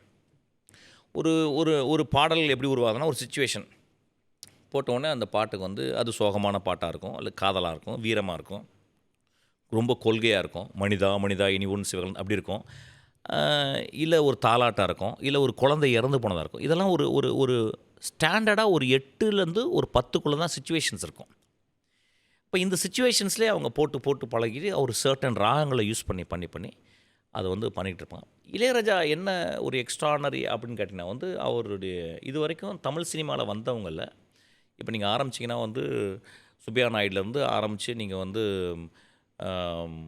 நம்ம அவருடைய குருக்கள் இருந்தாங்க. இல்லை அதுக்கப்புறம் எம்எஸ்விக்கு வந்து இன்னொரு பெரிய ஜீனியஸ் இருப்பார். அவர் ஏச்சு பிழைக்கும் தொழிலே சரிதான் இன்னும் பாட்டுப்பார். நான் சொல்கிறேன். அவர் வழியில் வந்து அதுக்கப்புறம் வந்து ஜி வெங்கட்ராமன், அதுக்கப்புறம் வந்து மகாதேவன் எல்லாம் வந்து அதுக்கப்புறம் வந்து இளையராஜா வரார். என்ன இளையராஜா டிஃப்ரென்ஸ் அப்படின்னா இவங்களுக்கெல்லாம் வந்து ஒரு பெரிய பேஸ் வந்து எப்படின்னு கேட்டால் வந்து கர்நாடக சங்கீதம் இருந்துச்சு. இப்போ உங்களுக்கு எம்எஸ்விசி பக்கத்தில் பார்த்தீங்கன்னா உங்களுக்கு வந்து ராமமூர்த்தி வந்து ஒரு பெரிய பெரிய வயலினிஸ்ட்டு, கர்நாடகத்தில் ரொம்ப ஸ்ட்ராங்கான ஒரு மனிதர். ஜோசப் கிருஷ்ணா வந்து வெஸ்டர்னில் ஒரு பெரிய ஆள். அவங்கெல்லாம் வச்சு அவருடைய ஃபோர்ட்டே, அதெல்லாம் அவங்களுடைய ஃபோர்ட்டே. இப்போ ராஜா சாருக்கு என்னன்னு கேட்டிங்கன்னா வந்து ராஜா சார் வந்து அவருடைய லேண்ட்ஸ்கேப்பும் அவங்க அப்பா அம்மா அவங்க அண்ணா இருந்து வந்து ஒரு ஒரு ஒரு ஆதி மியூசிக் அது. அதாவது வந்து மியூசிக்கை பற்றி தெரியாதவங்களே ஒரு மியூசிக்கை கேட்டால் அப்படியே உணர்ச்சி வசப்படக்கூடிய ஒரு மியூசிக் அது. அது வந்து ரொம்ப ஆதி மியூசிக் நம்மளுக்கு. அதை நீங்கள் எங்கே பார்க்கலாம்னு நீங்கள் வந்து ஆஃப்ரிக்கா இல்லை நீங்கள் அரேபியாவுக்குள்ளே அந்த மாதிரி மியூசிக் இருக்கும். அதோடைய ஒரிஜினல் மியூசிக் முதல் தடவையாக இந்தியாவில் வந்து ஒரு ஃபோக்கை, தமிழ் சார்ந்த மண் அந்த அந்த அந்த திரும்பி ஃப்ளோரா ஃபவுனா அதுக்குள்ளே இருந்து ஒருத்தர் வர்றார் அப்படியே. அப்போ அவருக்கு என்ன வந்த உடனே அவரும் கொஞ்சம் நாள் நல்லா ஒர்க் பண்ண மாதிரி அவருக்கு தெரியுது எனக்கு என்ன லேக் இருக்குது. ஓகே, கர்நாடக சங்கீதம் கற்றுக்கிறாரு செம்மங்குடியாயிட்ட. அதுக்கப்புறம் வெஸ்டர்ன் கிளாசிக்கல் பாக்க குருவாக எடுத்துக்கிறாரு. வெஸ்டர்ன் கிளாசிக்கல் ஏன்னா நீங்கள் வந்து ஒரு பியானோவில் கை வச்சிட்டாவே அப்புறம் அவர் தங்கராஜ மாஸ்டர் தான் இருக்கார். தங்கராஜ மாஸ்டர் ஒரு பெரிய ஜீனியஸ் அவர். அப்போ அவர் ரொம்ப இதுவாக சொல்லி தந்தோடனே அவர் பிடிச்சிட்டார். சார் அவர் 27 வயசில் தான் சி மேஜர் தெரியுங்கிறாரு. சி மேஜர் கார்டு 27 வயசு சொல்லி கொடுத்தல் கேட்டல்லாம் முக்கியம் இல்லை சார். அந்த ஜீனுக்குள்ளே என்ன இருக்குன்றது ஒன்று பார்க்கணும். அந்த ஜீனுக்குள்ளே எப்படி இருக்குன்னு நான் என்ன சொல்லணும், அஃபினிட்டி. சில வரைவாங்க, சின்ன வயசுலேருந்து வரைஞ்சிருவாங்க, சின்ன வயசுலேருந்து பாடக்கூடிய தகுதி இருக்கும், சின்ன வயசுலேருந்து நல்லா ஓடுவாங்க. ஸோ அந்த அந்த அவருக்குள்ளே ஒரு பெரிய அஃபினிட்டினா வந்து அது எப்படி சொல்கிறது, ஒரு பெரிய சூறாவளி காற்று அப்படியே இருந்திருக்கு. மியூசிக் தான் சார். அவர் கற்றுக்கிறாரு. அந்த கற்றுக்கிட்டதெல்லாம் வந்து எக்ஸ்டர்னல் தான், ஆனால் அவருக்குள்ளே ஜெனியூனாக உள்ள ஒன்று இருந்துச்சு. அது அப்படி சின்ன வயசுலேருந்து சொல்லுங்கள் சார். என்ன சார் என்னெல்லாம் ரசிச்ச ரொம்ப உங்களுக்கு திருப்பி ரிப்பீட் மோடில் போகிற பாடல்கள் இல்லை, இது எப்படி இதை வந்து ஒரு இந்த மாதிரி ஒரு பாடல்களாக நீங்கள் அவர் இருக்கிறத விட சார், நான் வந்து அவர் கம்போஸ் பண்ணும்போது அவரை நான் உத்து பார்த்துருக்கேன் சார். ஃபார் எக்ஸாம்பிள் எப்படின்னா பாட்டு கம்போஸ் பண்ணும்போது ரொம்ப ரொம்ப சீரியஸான ஒரு சின்சியரான ஒரு சிச்சுவேஷன் சொல்லிட்டோம் அப்படின்னா அவர் என்ன பண்ணுறாருன்னா அப்படியே உட்கார்ந்த வாக்கில் அந்த ஸ்பேஸ்க்குள்ளே போகிறார். அதை வந்து நடிப்பில் என்ன சொல்கிறாங்கன்னா, அதை வந்து ஸ்டாலிஸ்டாவிஸ்கி மெத்தடுக்குள்ளே என்ன சொல்கிறாங்கன்னா வந்து ஒன் லைஃப்பில் நீ அடைஞ்ச ஃபார் எக்ஸாம்பிள் ஒரு விஷயத்தை சோகமாக ஒருத்தர் நடிக்கணும் அப்படின்னா ஒன் லைஃப்பில் நடந்த ஒரு சோகத்துக்கு போ அப்படின்றார். அங்கே போயிட்டு அந்த எனர்ஜியை கொண்டாந்து அந்த உணர்வை கொண்டாந்து நடி அப்படின்றாங்க. ஸோ இது அதாவது எப்படின்னா you go back to your that experience and come back personal எக்ஸ்பீரியன்ஸில். ஆமாம், அது ஒரு ஸ்பேஸ். அப்போ அது ஒரு மெமரியில் இருக்குது. பட் மியூசிக் எங்கே இருக்குது? கரெக்ட், மியூசிக் எங்கே இருக்குது? ஆனால் இவர் போகிறாரு. இவர் அதுக்குள்ளே போய் என்ன பண்ணுறாரு, ஒரு இடத்துக்கு போகிறாரு. ஒரு இடத்துக்கு போய் நம்ம தென் ஒரு மியூசிக் வருது. என்ன வரும்னா மேக்ஸிமம் வந்து எப்படின்னா இப்படி நான் மியூசிக் கற்றுக்கனால ஒரு 3 நோட்டு வருது. தென்றல் வந்துன்னு சொல்ல தென்றல் வந்து சீமனருது. அந்த ஒரு சின்ன ஒரு ஒலி ஏற்படுது தலைக்கில் சரக்குன. உடனே என்ன பண்ணார், அந்த ஹார்மோனியத்தில் வைப்பார் கையை. வச்ச உடனே அப்படிம்பார். அப்படி அப்படி அது வந்தவுடனே அடுத்து ஒன்று வந்துச்சு. வந்து தீண்டும் போது தான் அப்படி இது வந்து இது அப்படியே வருது. இப்போ என்ன சொல்லலாம், எல்லா மியூசிக் டேரக்டரும் இதுதானே பண்ணுறோம் அப்படின்னு சொல்லலாம். அது அது அது நான் இன்னும் அப்புறமால பேசுகிறேன். எல்லா மியூசிக் இப்படி தான் பண்ணுறது. ஆனால் என்ன வருதுன்றது ரொம்ப முக்கியம். ஆக்சுவலி நான் அதான் சொல்லுவேன். நான் எப்படி சார் கிட்டத்தட்ட ஒரு நாளைக்கு ஒரு மணி நேரம் இளையராஜா பற்றி திங்க் பண்ணுறேன். ஏன் திங்க் பண்ணுறேன்னா, அவர் என்ன ப்ராசஸில் மைண்டில் போகிறாரோ அதை கதை சொல்லியே நான் ப்ராசஸ் பண்ண ஆசைப்பட்றேன். ஸோ இளையராஜாவை பற்றி பேசும்போது எனக்கு என்ன ஆகுதுன்னா, I'm learning from him every moment when I talk about him. Even now இப்போ நான் உங்கள்கிட்ட பேசினது வரைக்கும் யார்ட்டுமே நான் பேசினதில்லை. என் படத்தில் வந்து ஒரு பாட்டு சைக்கோவில் பாருங்கள், சுச்சுவேஷன் இதுதான் சொல்கிறேன். கொலைகாரன், நரகத்தில் இருக்கும் நரன், அவனை ஒரு பெண் வந்து அப்படியே அவன் மனசில் இருக்குத அப்படியே அவன் இதயத்தை அப்படியே தொட்டுட்டான். ஒரு இயேசு கிறிஸ்து மாதிரி இதயத்தை தொட்டு அவன் அப்படியே உடம்பெல்லாம் மாறிடுச்சு. ஒரு சிவனாக மாறிட்டான் அவன். இவ்வளோ பாவங்கள் நம்ம பண்ணிட்டோமா அப்படின்னு அவன் உணர்ந்துறான். ஐயோ, நான் இல்லாமல் போயிடணும்ல சார். இதுதான் சார் சுச்சுவேஷன். என்னை பெற்றெடுத்தே அம்மா, உன் கருவறைக்குள்ளே திரும்பி என்னை கூப்பிட்டுக்கம்மா அப்படின்னு நான் சொல்கிறேன். இதுதான் சுச்சுவேஷன் சார். உடனே அவர் சில வார்த்தைகள் இருக்குது, அம்மா, கருவறை, இதெல்லாம் வந்து அவருக்கு பெல் அடிக்கும். அப்படி எங்கே அடிக்கும்னா, கோயில் பெல் அடிக்கும். அதாவது எப்படின்னா, தஞ்சாவூர் கோயிலில் பெல் இருக்குமா அந்த மாதிரி ஒரு பெல் அடிக்கும். அப்படியே அமைதியாக இருக்கார். அவர் ஒன்றே பண்ணுறாரு.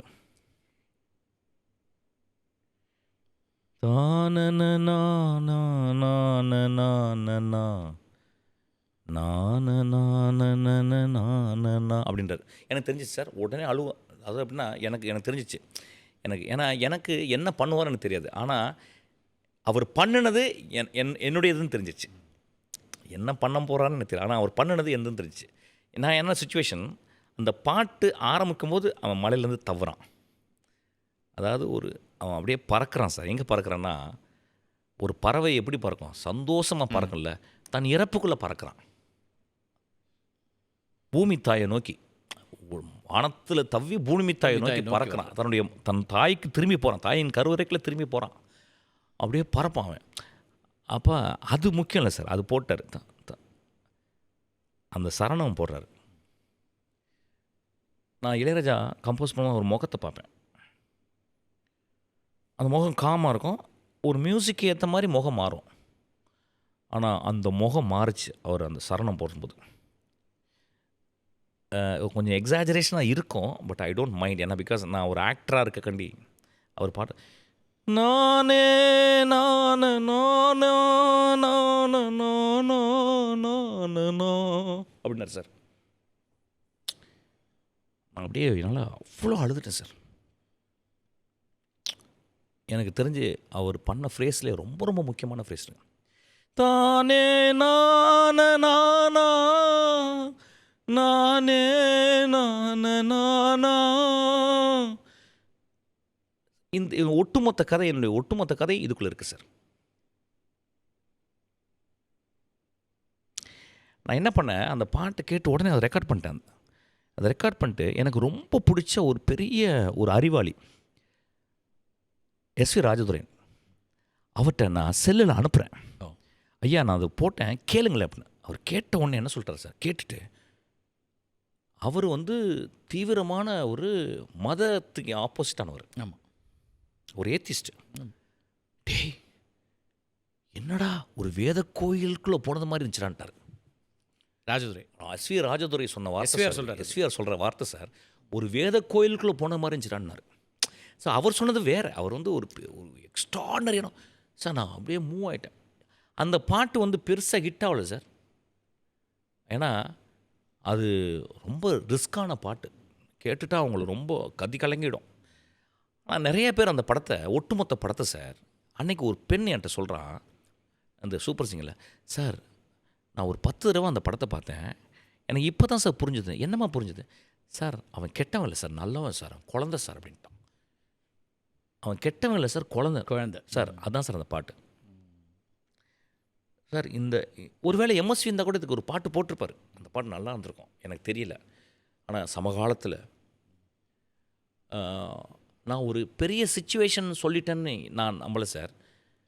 ஆனால் அங்கே போனோடனே என்னை அப்படியே ஒரு சிவன் மாதிரி காலில் போட்டு கீழே மிதிச்சிட்டார் அப்படி. அதான் இளையராஜா. ஸோ ஒரு மியூசிக்கலாக இப்போ நான் கர்நாடக சங்கீதம் கற்றுக்கிறது வந்து என்னென்னா, அவருடைய அந்த அப்ஸ்ட்ராக்ட் மொழியை புரிஞ்சுக்கிறதுக்கு தான் கற்றுக்குறேன். ஓகே. இப்போ இது வரைக்கும் அவரை கொண்டாடி இருக்கீங்க, அவர் பாடல்களை கொண்டாடி இருக்கீங்க. ஆனால் அது புரிஞ்சுக்கிறது இப்போ புரிஞ்சுக்கிறது தான் மியூசிக் கற்றுக்கிறேன். இப்போ நான் என் படத்தில் போகிறதுக்கு வந்து இப்போ ஏன் நான் வேறு வழி இல்லாமல் போட்டுக்கிருக்கேன். நான் சும்மா நான் என்னால் I cannot make one phrase equal to Ilaiyaraaja. நான் இந்த இடத்துல உடனே நான் ரகுமான கீழே அப்படிலாம் பேசலை. I am talking only about Ilaiyaraaja. அது ஒரு சிக்கல் இருக்குது சார். நம்ம வந்து ஒருத்தரை பற்றி பெருமையாக பேசுகிறோன்னா இன்னொருத்தர் அப்படி குறைக்கிறோன்னு இல்லை. இவர் பெருமைகளை சொல்கிறதுல என்ன சிக்கல் இருக்குது? அதாவது வந்து அவருடைய work sir, cinema is a inferior form. I understand. இப்போ இந்த பேட்டியை நிறைய பேர் வந்து படிப்பாளிகளை பார்த்துக்கிருப்பாங்க. சினிமாவை நிராகரிக்கிற ஆளுங்க எனக்கு தெரியும். ஒரு படம் கூட போகாத பெரிய பெரிய ஆளுங்களை, படிப்பாளிகளை, பெரிய அறிவாளிகள் நான் தெரியும். ஆனால் சினிமா ஒரு ஒர்க் ஆஃப் ஆர்ட்ன்றதை யாருமே நிராகரிக்க முடியாது. அந்த ஒர்க் ஆஃப் ஆர்ட்டுக்குள்ளே 24 ஆர்ட்டுக்குள்ளே ஒரே ஒரு மனுஷன் அந்த ஜீனியஸ் தன்மையை தொடுறான். இப்போ பிசி ஸ்ரீராம் எடுத்திங்கன்னா அந்த லைட்டு பண்ணும்போது, இப்போ இந்திய சினிமாவில் லைட்டு பண்ணுறது தான் சினிமாட்டோகிராஃபி. லைட்டு பண்ணுறதுல யார் முதல் ஸ்கூலை உருவாக்குறாங்க அப்படின்னா நிறைய வின்சென்ட் மாஸ்டர் நிறைய பேர் இருந்தாங்க. ஆனால் பிசின்ற ஒரு மனிதன் வந்த பிறகு தான் அந்த மனிதன் இருட்டுக்குள்ளே இருக்க வெளிச்சத்தை கண்டுபிடிச்சி நம்மள்ட்ட கொடுக்குறான். இருட்டுக்குள்ளே ஒளிஞ்சிருந்த வெளிச்சத்தை கொண்டாந்து நம்மளுக்கு கொடுத்துட்டான். ஓ பாப்பாலாளி பாட்டு கேட்டிங்கன்னா அதுக்குள்ளே இருக்கும்.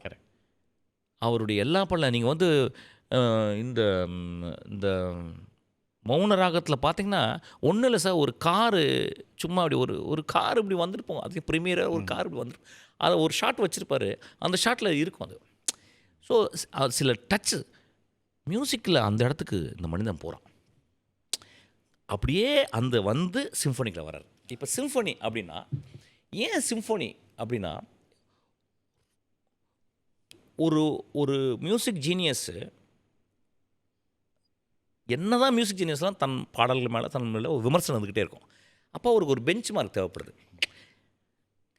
நான் ஓகே மியூசிக் போட்டேன், எல்லாம் போட்டேன், தமிழ் சினிமாவில் எல்லாம் போட்டுட்டேன், எல்லாம் பண்ணிட்டேன். ஆனால் நான் என்ன பண்ணோம், நான் பாக் இடத்துக்கு போகணும், நான் பீத்தோவன் இடத்துக்கு போகணும், நான் மொசார்ட் பண்ண 48th சிம்ஃபனியை போய் தொடணும் அப்படின்னு ஒரு இடம் இருக்குது. அது ஒரு பெஞ்ச் மார்க்கு.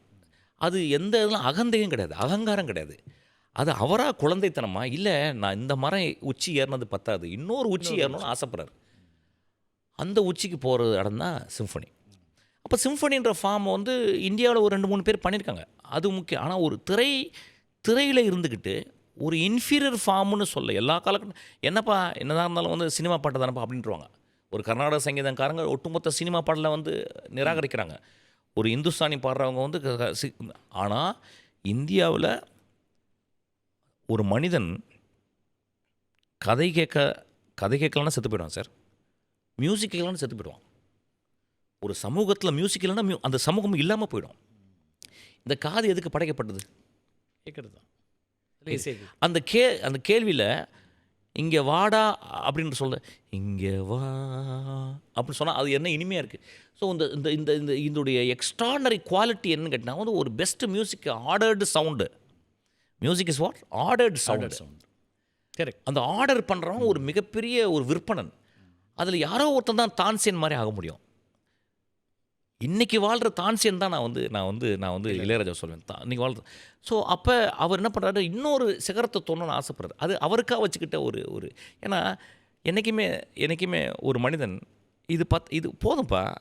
நீங்கள் இளையராஜிட்ட போய்ட்டு நீங்கள் எவ்வளோ பெரிய ஞானினா சிரிப்பு தான் வரும் அவருக்கு போர் அடிக்கும். அவர்கிட்ட நீங்கள் போயிட்டு என்ன பண்ணோம், நான் ரொம்ப கேர்ஃபுல்லாக அவர்கிட்ட கான்வெர்ஸ் பண்ணுவேன். எப்பா ஏன்ப்பா வந்து டி மைனரில் மட்டும் நல்ல பாட்டாக இருக்குன்னு கூட அவர் கோவம் வந்துடும். அவர் வேணும்னே லைட்டாக கோவம் வச்சு அவர் ஆரம்பிப்பேன். ஏன் உனக்கு ஜி மைனர் உனக்கு தெரியுமா, உனக்கு மியூசிக் எனக்கு தெரியாதுப்பா, நான் சும்மா கேட்டேன்ப்பா, ஏன்னா நான் நிறையா படித்தேன் அப்படின்னு அவர் மெதுவாக சொல்ல ஆரம்பித்தார்னா சார் அவருக்கு பிடிச்ச என்னென்ன கம்போஷன் இருக்கோ எல்லாத்தையும் சொல்லுவார். ஸோ இந்த உச்சிக்கு போகணுன்னு அவருக்கு ஒன்று ஆசை இருக்குது. அதை அடுத்த ஒரு ட்ரை உச்சிக்கும் பண்ண. தயாராகிட்டார் இப்போ. ஆமாம் ஆமாம். அப்போ அதுதான் இந்த சிம்ஃபனி, வேலியன்ட் சிம்ஃபனி. ஆனால் இது இப்போ நான் கேட்கும்போது இதுக்கு வந்து என்னென்னா வந்து இன்னும் ஒரு பெரிய மியூசிக் ஆளுங்க யாரும் இதுக்கு இன்டர்பிரிட்டேஷன் கொடுக்கலன்னு எனக்கு பெரிய வருத்தம்.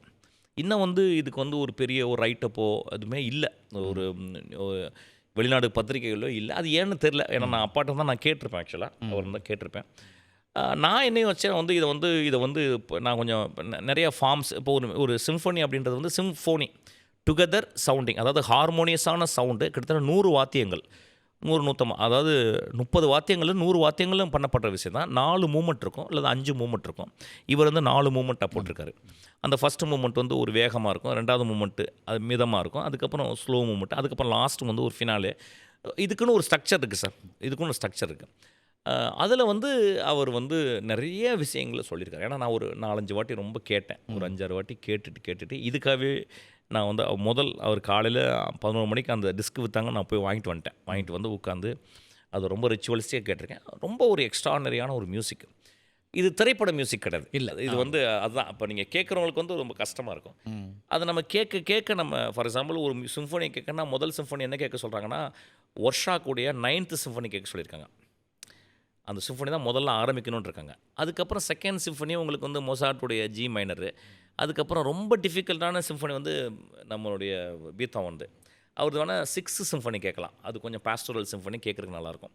ஸோ இப்படியே நான் நல்ல சிம்ஃபனி கேட்குறேன் சார். அது எனக்கு நல்ல, அதாவது வந்து உலகத்தினுடைய எல்லா சிம்ஃபனியும் நான் வாங்கி வச்சுருக்கேன். நான் வந்து சிடிஸாகவே வாங்கி வச்சுருக்கேன். அப்புறம் கிட்டத்தட்ட ஒரு நாளைக்கு ஒரு 1 ஹவராவது நான் கேட்டுறேன், மியூசிக் கேட்காம இருக்க மாட்டேன். ஏதோ வாசிப்பு எப்படியோ அதே போல் இசை கேட்குறதும். இசை இப்போ தாண்டுது, வாசிப்பை தாண்டுது. கிட்டத்தட்ட 4 hours 5 ஹவர்ஸ்லாம் ஒர்க் பண்ணுறேன். ஒன்றத்துக்கும் இல்லை சார், அதாவது வந்து only to understand music. I don't want to generate music sir. நான் ஒரு கதை சொல்லி போதும், எனக்கு ஒரு மியூசிக்கை கேட்கலாம் அப்படின்னு ஆசைப்பட்டிருக்கேன். அப்புறம் அப்பாவுடைய மியூசிக்கை, தந்தையாருடைய மியூசிக்கை இன்னும் கொஞ்சம் போயிட்டு இன்னும் எளிமைப்படுத்தி, எனக்கு வந்து இன்னும் ஒரு 5 வருஷத்தில் அவருடைய ஒட்டுமொத்த பாடல்களை பற்றி ஒரு 100 பாடல்கள் எடுத்து அதை பற்றி எழுதணும்னு ஆசைப்பட்றேன். எழுதணும் அதை பற்றி அண்டர்ஸ்டாண்ட் பண்ணி எழுதி அதை ஒரு படைக்கணும். அது வந்து என்ன சார், இப்படியே யோசிக்கலாம். வந்து ஒரு பாடலில் ஃபஸ்ட்டு பிஜிஎம், அது ஒரு ஃப்ரேஸ்னு வச்சுக்கங்க, ஒரு 2 ஃப்ரேஸ் வருது. அதுக்கப்புறம் பல்லவி, அனுப்பல்லவி, அது வந்து ஒரு 2 ஃப்ரேஸ்னு வச்சுக்கங்க, 4 பிஜிஎம், அதில் ஒரு 2 ஃப்ரேஸ், 6 ஃப்ரேஸு. அதுக்கப்புறம் வந்து சரணம் ஒரு 3 ஃப்ரேஸ் வச்சுக்கங்க, 6 அது 3 9. அப்புறம் அடுத்த பிஜிஎம் அது ஒரு 3. சார் ஒரு 15 டியூன் இருக்குது சார் ஒரு பாட்டுக்குள்ள, 15 மூமெண்ட் இருக்குது, 15 ஃப்ரேசஸ் இருக்குது மினிமம். அப்போ ஒரு பாட்டில் 15 ஃப்ரேஸ் இருக்குன்னா அவர் 10,000 பாடல்கள் பண்ணியிருக்காரு. எத்தனை ஃப்ரேசஸை இன்வென்ட் பண்ணியிருக்காரு. சரி, அது போக பிஜிஎம்ஸு, அது போக மிச்ச பாடல்கள் கிட்டத்தட்ட 1,00,000 பாடல்கள் பண்ணியிருக்காரு சார். 1,00,000 ஃப்ரேஸை அவர் டிஸ்கவர் பண்ணியிருக்காரு. இது விளையாட்டு கிடையாது. ஆமாம். எனக்கு நீங்கள் அவரோட பாராட்டு விழா நடந்தது, நீங்களும் அங்கே இருந்தீங்க அந்த ஸ்டேடியம், நேரு ஸ்டேடியத்தில். இசையெல்லாம் தெரியாது உள்ள, நீங்கள் இப்போ சி மேஜர், ஜி மைனர் இதெல்லாம் தெரியாது, இசை கேட்குறது தான்.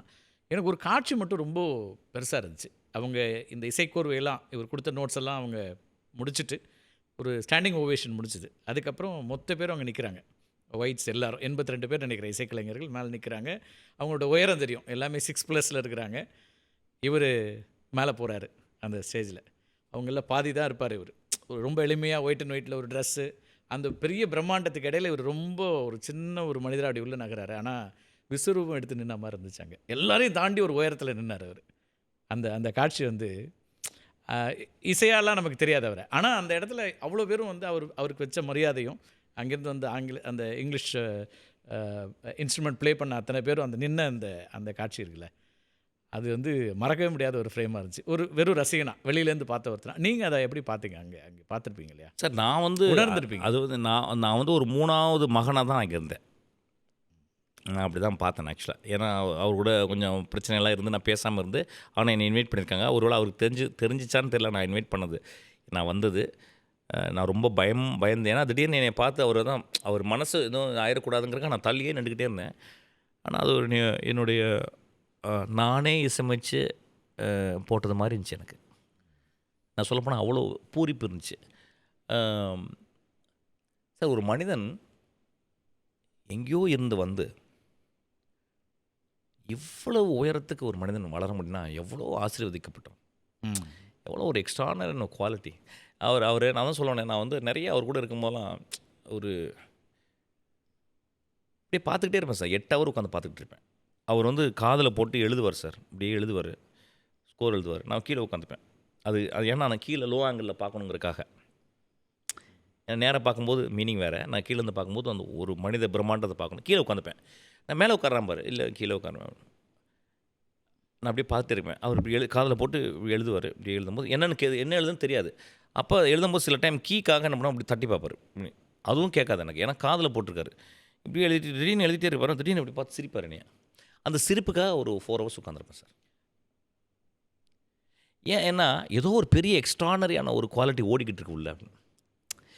இப்போ நம்ம நிறைய பேர் மியூசிக் தெரிஞ்சவங்களை பார்த்து இது ரொம்ப குழந்தைத்தனமாக இருக்குது, மிஷ்கின் ரொம்ப ட்ரமாட்டிசைஸ் பண்ணுறாரு அப்படின்னா, சார் ட்ரமாட்டிசைஸ் பண்ணாமல் வாழ்க்கை எதுக்கு வாழணும்னு கேட்குறேன். ஒரு குழந்தைய வந்து ஒரு ஒரு வறுமையான தாய் ஒரு குழந்தைய தூக்கிட்டு என் ராஜாவேன்னு கொண்டாடுறானே, அது ட்ரமாட்டிசிசமா? அம்மா இறந்து போன பிறகு ஐயோ என் வாழ்க்கை போச்சுன்னு ஒருத்தன் கீழே பிறண்டு விழுந்து அழுகுறானே, அது ட்ரமாட்டிசிசமா? அது எவ்வளோ பெரிய உண்மை.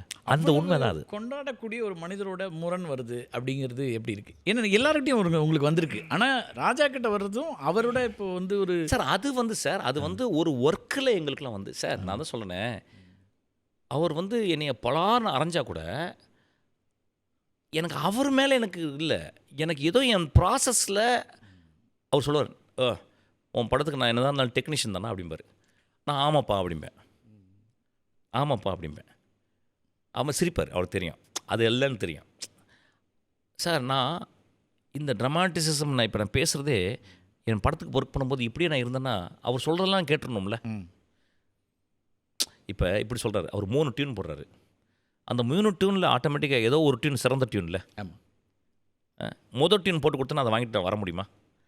அவர் 3 டியூன் போடுறாரு. அப்போ நான் கேட்பேன், அப்பா இல்லைப்பா அந்த டியூன் நான் நிராகரிக்கிற டியூன் நல்ல டியூன் இல்லாமல் இல்லை, அந்த டியூனிங் ஏதோ என் மனசுக்குள்ளே ஓடலை. ஆனால் அவருக்கு வேணால் அந்த டியூன் கிரேட்டாக இருக்கலாம். ஆனால் நான் என்ன சொல்லுவேன், அப்பா எனக்கு கம்யூனிகேட் ஆகிறது தான் இப்போ ஆடியன்ஸ் கம்யூனிகேட் ஆகும். அப்போ எனக்கு கம்யூனிகேட் ஆகிற டியூன் கொடுங்கப்பா. நான் கேட்குறதுல என்ன தப்புன்னு கேட்குறேன். இங்கே சண்டை வரும். கரெக்ட். இந்த சண்டை வந்து ரொம்ப தார்மீகமான சண்டை. அப்படி தான் எனக்கும் அவருக்கு சண்டை வரும். சார் சண்டைன்னா என்ன சார்? எங்கள் அப்பாட்ட சண்டை வரலையா? எங்கள் அம்மாட்ட சண்டை வரலையா? உங்கள் மகள்கிட்ட உங்களுக்கு சண்டை வரலையா? உங்கள் மகன்கிட்ட சண்டை வரலையா? என் மகள்கிட்ட சண்டை வருது. இது சண்டை. அப்புறம் நான் பேசாமல் இருக்கேன். பேசாமல் இருக்கிறதுனால தான் அவரை பற்றி ரிசர்ச் பண்ணிக்கிட்டு இருக்கேன். அவர் கூட இருந்தால் நான் ரிசர்ச் பண்ணியிருக்க மாட்டேன் அவரை பற்றி. அதிலே கரைஞ்சி போயிருப்பேன். ஸோ இந்த பிரிவும் ஒரு அன்பு தான். இது ஒரு ஊடலை தான் நான் பார்க்குறேன். ஆக்சுவலாக இந்த பிரிவுக்கு அப்புறம் தான் ரொம்ப அன்பு அவள் மேலே வருது எனக்கு.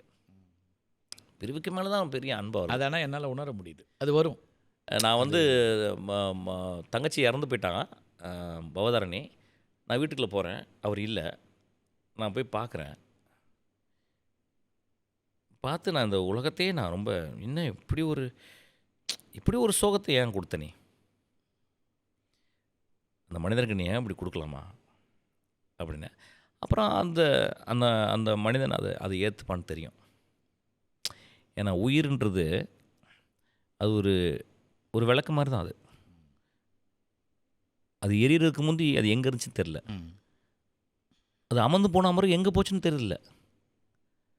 இருக்கும்போது ஒரு ஒளி கொடுத்துருக்கு, அவ்வளோதான். அமர்ந்து போச்சு, அது ஆரம்பிக்கிறதுக்கு முந்தைய அது இல்லைன்னு அர்த்தமா? ஸோ அவருக்கு தெரியும் அந்த ஒளி இருக்குது, அந்த ஒளிவெல்லாம் உள்ளே இருக்கலாம். ஸோ நான் அப்படியே அது தெரிஞ்சு அதை பார்த்தோன்னே நான் ரொம்ப வருத்தம்லாம் படலை. ஓகே, அவள் போயிட்டாலாம் என்ன? அவள் பிறக்கவே இல்லை, அவள் உள்ளே இருந்துக்கிட்டே இருக்கான். அப்போ நான் அப்படியே பார்த்தேன், அவர் இல்லை யாருமே. பார்த்தா எங்கன்னு கேட்டேன். அவர் மேலே இருக்கார் அப்படின்னாங்க. மேலேன்னா ஒரு ரூமில் இருந்தாங்க. நான் அவர் பக்கம் பார்த்து கும்பிட்டேன் சார். அப்படியே கும்பிட்டுட்டு வந்துட்டேன் ஆக்சுவலாக. ஸோ என் வாழ்க்கையில் என் மொழி ரொம்ப அழகானதெல்லாம் நான் அவரை பற்றி பேசும்போதெல்லாம். ஒரு ஜீனியஸ், இசையில் ஒரு உச்சத்தை தொட்ட ஒருத்தர், அவரை பற்றி ஆராதித்து நிறைய பேசிகிட்டு இருக்கீங்க. இன்னொன்று ஜென்சியோடையும் இப்போ ட்ராவல் பண்ணுறீங்க. ஒரு இசையோடு இருக்கக்கூடிய குழந்தைகளை ஜட்ஜ் பண்ணுற இடத்துக்கு வந்துருக்கீங்க. அது ஒரு புது ஃபேஸாக இருக்கே, இது நான் எதிர்பார்க்கவே இல்லை. ஜென்சி சார், அது வந்து எல்லா காலகட்டத்திலையும் நம்ம ஜென்சியாக இருந்து ஒரு ஜெனரேஷன்லேருந்து நம்மளுக்கு கேப் வந்துக்கிட்டே இருக்கு. ஆமாம். இப்போ என்னுடைய மகளுடைய வருஷம், எங்கள் மகள் 24 வயசு ஆயிடுச்சு இப்போ. ஸோ அவள் கூட ஜென்சி கிடையாது இன்னும். அதுக்கு முன்னாடி ஆமாம் 20 கீழே சொல்லலாமா, 18 சொல்லலாமா ஆக்சுவலாக. ஆமாம், அவங்களோட தான் நான் இருக்கிறேன் இப்போ. அதனால தான் ஃப்ரெஷ்ஷாகவும் இருக்கிறேன். ஆமாம். இப்போ வந்து ஆக்சுவலாக அந்த சீசனை நீங்கள் வேறு மாதிரி ஆக்கிட்டீங்க. ஆமாம், அது இல்ல எப்படி இது சொல்றது? நான் வந்து வியூவரா சொல்றேன். அதாவது அது அந்த இம்பாக்ட் ஒண்ணு இருக்கு இல்லையா? அது வேற ஒரு லெவலுக்கு அது வந்து முதல்ல ஆச்சரியம் இருந்துச்சு எனக்கு. எப்படி இதில இயக்குனர் மிஷ்கின் அவர் என்ன இதில என்ன பண்ண ஜட்ஜ் ஓகே மியூசிக் தெரியும் எல்லாம் இருக்கும். ஆனா இவங்களோட எப்படி டிராவல் பண்ணுவாரு அப்படின்னு எனக்கு ஒரு கேள்வி இருந்துச்சு. இந்த ஜென்சி குழந்தைகளோட எப்படி இவரு டிராவல் பண்ணுவாருன்னு. ஆனா பார்த்தா இன்னைக்கு வந்து அன்னைக்கு இந்த கல்வியில் சிறந்த தமிழ்நாடு நிகழ்ச்சியில பார்க்குறேன் சிவகார்த்திகேயனுக்கு இணையா ஒரு கரவொலியும், கோஷமும் வருதுன்னா அது இயக்குனர் மிஸ்கினுக்கு வருது குழந்தைகள்ட்டேருந்து. எனக்கு பெரிய ஆச்சரியம் தான் சார். அது ஒன்று காரணம் வந்து டிராகன் படம். ஆமா. டிராகனில் வந்து பிரின்சிபல். அந்த பிரின்சிபாலாக நடிச்சதுனா குழந்தைங்களாம் வந்து ரொம்ப இதுவாயிட்டாங்க. I should be thankful to the director actually Ashwath. But super singer வந்து it's a kind of a phenomenon தான். எனக்கு அவங்க திடீர்னு ஒரு நாள் பாலா அவங்கலாம் அவங்க டீம் கூப்பிட்டாங்க. மிஷ்கின் இது பண்ணுறீங்களான்னாங்க. எனக்கு ரொம்ப ஆச்சரியமாயிருச்சு. இது வந்து நான் நினச்சே பார்க்கல. நான் முதல்ல டிவியே பார்க்குறதில்ல. நான் டிவி பார்த்தது சித்திரகாரு, ஒளியும் ஒளியும் தான் பார்த்துருக்கேன். சரி, சரி.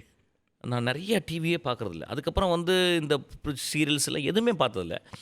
நான் ரொம்ப கம்மியான நீங்க திரைப்படங்களே கம்மியா தானே நான் பார்க்குறீங்க. திரைப்படமே பார்க்குறதில்ல. அப்போ நான் அதான் விஷுவலாக பம்பார்ட்மெண்ட் பண்ண விட மாட்டேன். என்னை விஷுவலாக ஒரு இமேஜஸ் நான் ரொம்ப சூஸியாக இருப்பேன் என் இமேஜில்.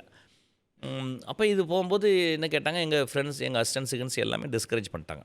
இது போகக்கூடாது, ரொம்ப சீரியஸாக. நண்பர்கள் ரொம்ப தெளிவாக சொல்லிட்டாங்க. எனக்கு ரொம்ப நல்ல நண்பர்கள் வட்டாரம் இருக்கிறாங்க. அவங்க எல்லாம் இலக்கியவாதிகள் எல்லாமே ரொம்ப சொல்லுவாங்க வேணாம் அப்படின்னு. ஆனால் ஏதோ ஒரு வகையில் சரி நம்ம கேட்குறாங்களே இவங்க என்ன போகலாமா என்னென்ன பாட்டு தானே அப்படின்னு. அப்புறம் நான் யோசிச்சேன், இளையராஜா பாட்டு நிறையா பாடுவாங்க. அப்போ நம்ம என்ன பண்ண போகிறோம் அப்படின்னு நான் போன உடனே என்கிட்ட வந்து இன்ஸ்ட்ரக்ஷன் பண்ண வந்தாங்க. எப்படி பேசணும்? நான் சொன்னேன், சார் எப்படி பேசணும் எனக்கு நீங்கள் சொல்லித்தராங்க. என்ன பேசணும்னு எனக்கு சொல்லித்தராங்க. எனக்கு வந்து ஒரு ப்ரோக்ராம் என்னை ஃப்ரீயாக விட்டுருங்க. உங்களுக்கு ஒரு ப்ரோட்டோகால்ஸ் இருக்கும், அதெல்லாம் விட்டுருங்க. நான் ஜென்யூனாக பார்க்குறேன்னா குழந்தைங்க பாடுறாங்க, எனக்கு ரொம்ப பிடிச்சது. ஜென்சி குழந்தைங்க. நான் அவங்கள பற்றி டைரெக்டாக பேசுகிறேன். நீ நல்லா பாடின, இந்த இடத்துல மிஸ் ஆச்சு, சங்கதி நல்லால, இது எனக்கு முக்கியம் இல்லை. எனக்கு நீ என்ன பாடுற, நீ யாரை பாடுற, யார் எழுதுனதை பாடின, இந்த பாட்டுக்கு பின்னால் இவ்வளோ ஒரு ஹிஸ்ட்ரி இருந்துச்சு தெரியுமா அப்படின்னு. அப்புறம் இந்த இடத்துல ஏற்படுற ஒரு உணர்வுக்கு என்ன சொல்லலாம் தெரியும். இதுதான் நான் சொல்கிறேன். இப்போ இது வந்து பேசிக்கலாக நான் என்ன சொல்லுவேன்னா, இப்போ நான் பேசுனது கூட I'm not talking, I'm performing. I'm not talking. நான் உங்கள்கிட்ட வரும்போது நான் மனசில் போட்டேன். நான் எவ்வளவு உண்மை பெர்ஃபார்ம் பண்ண முடியும்.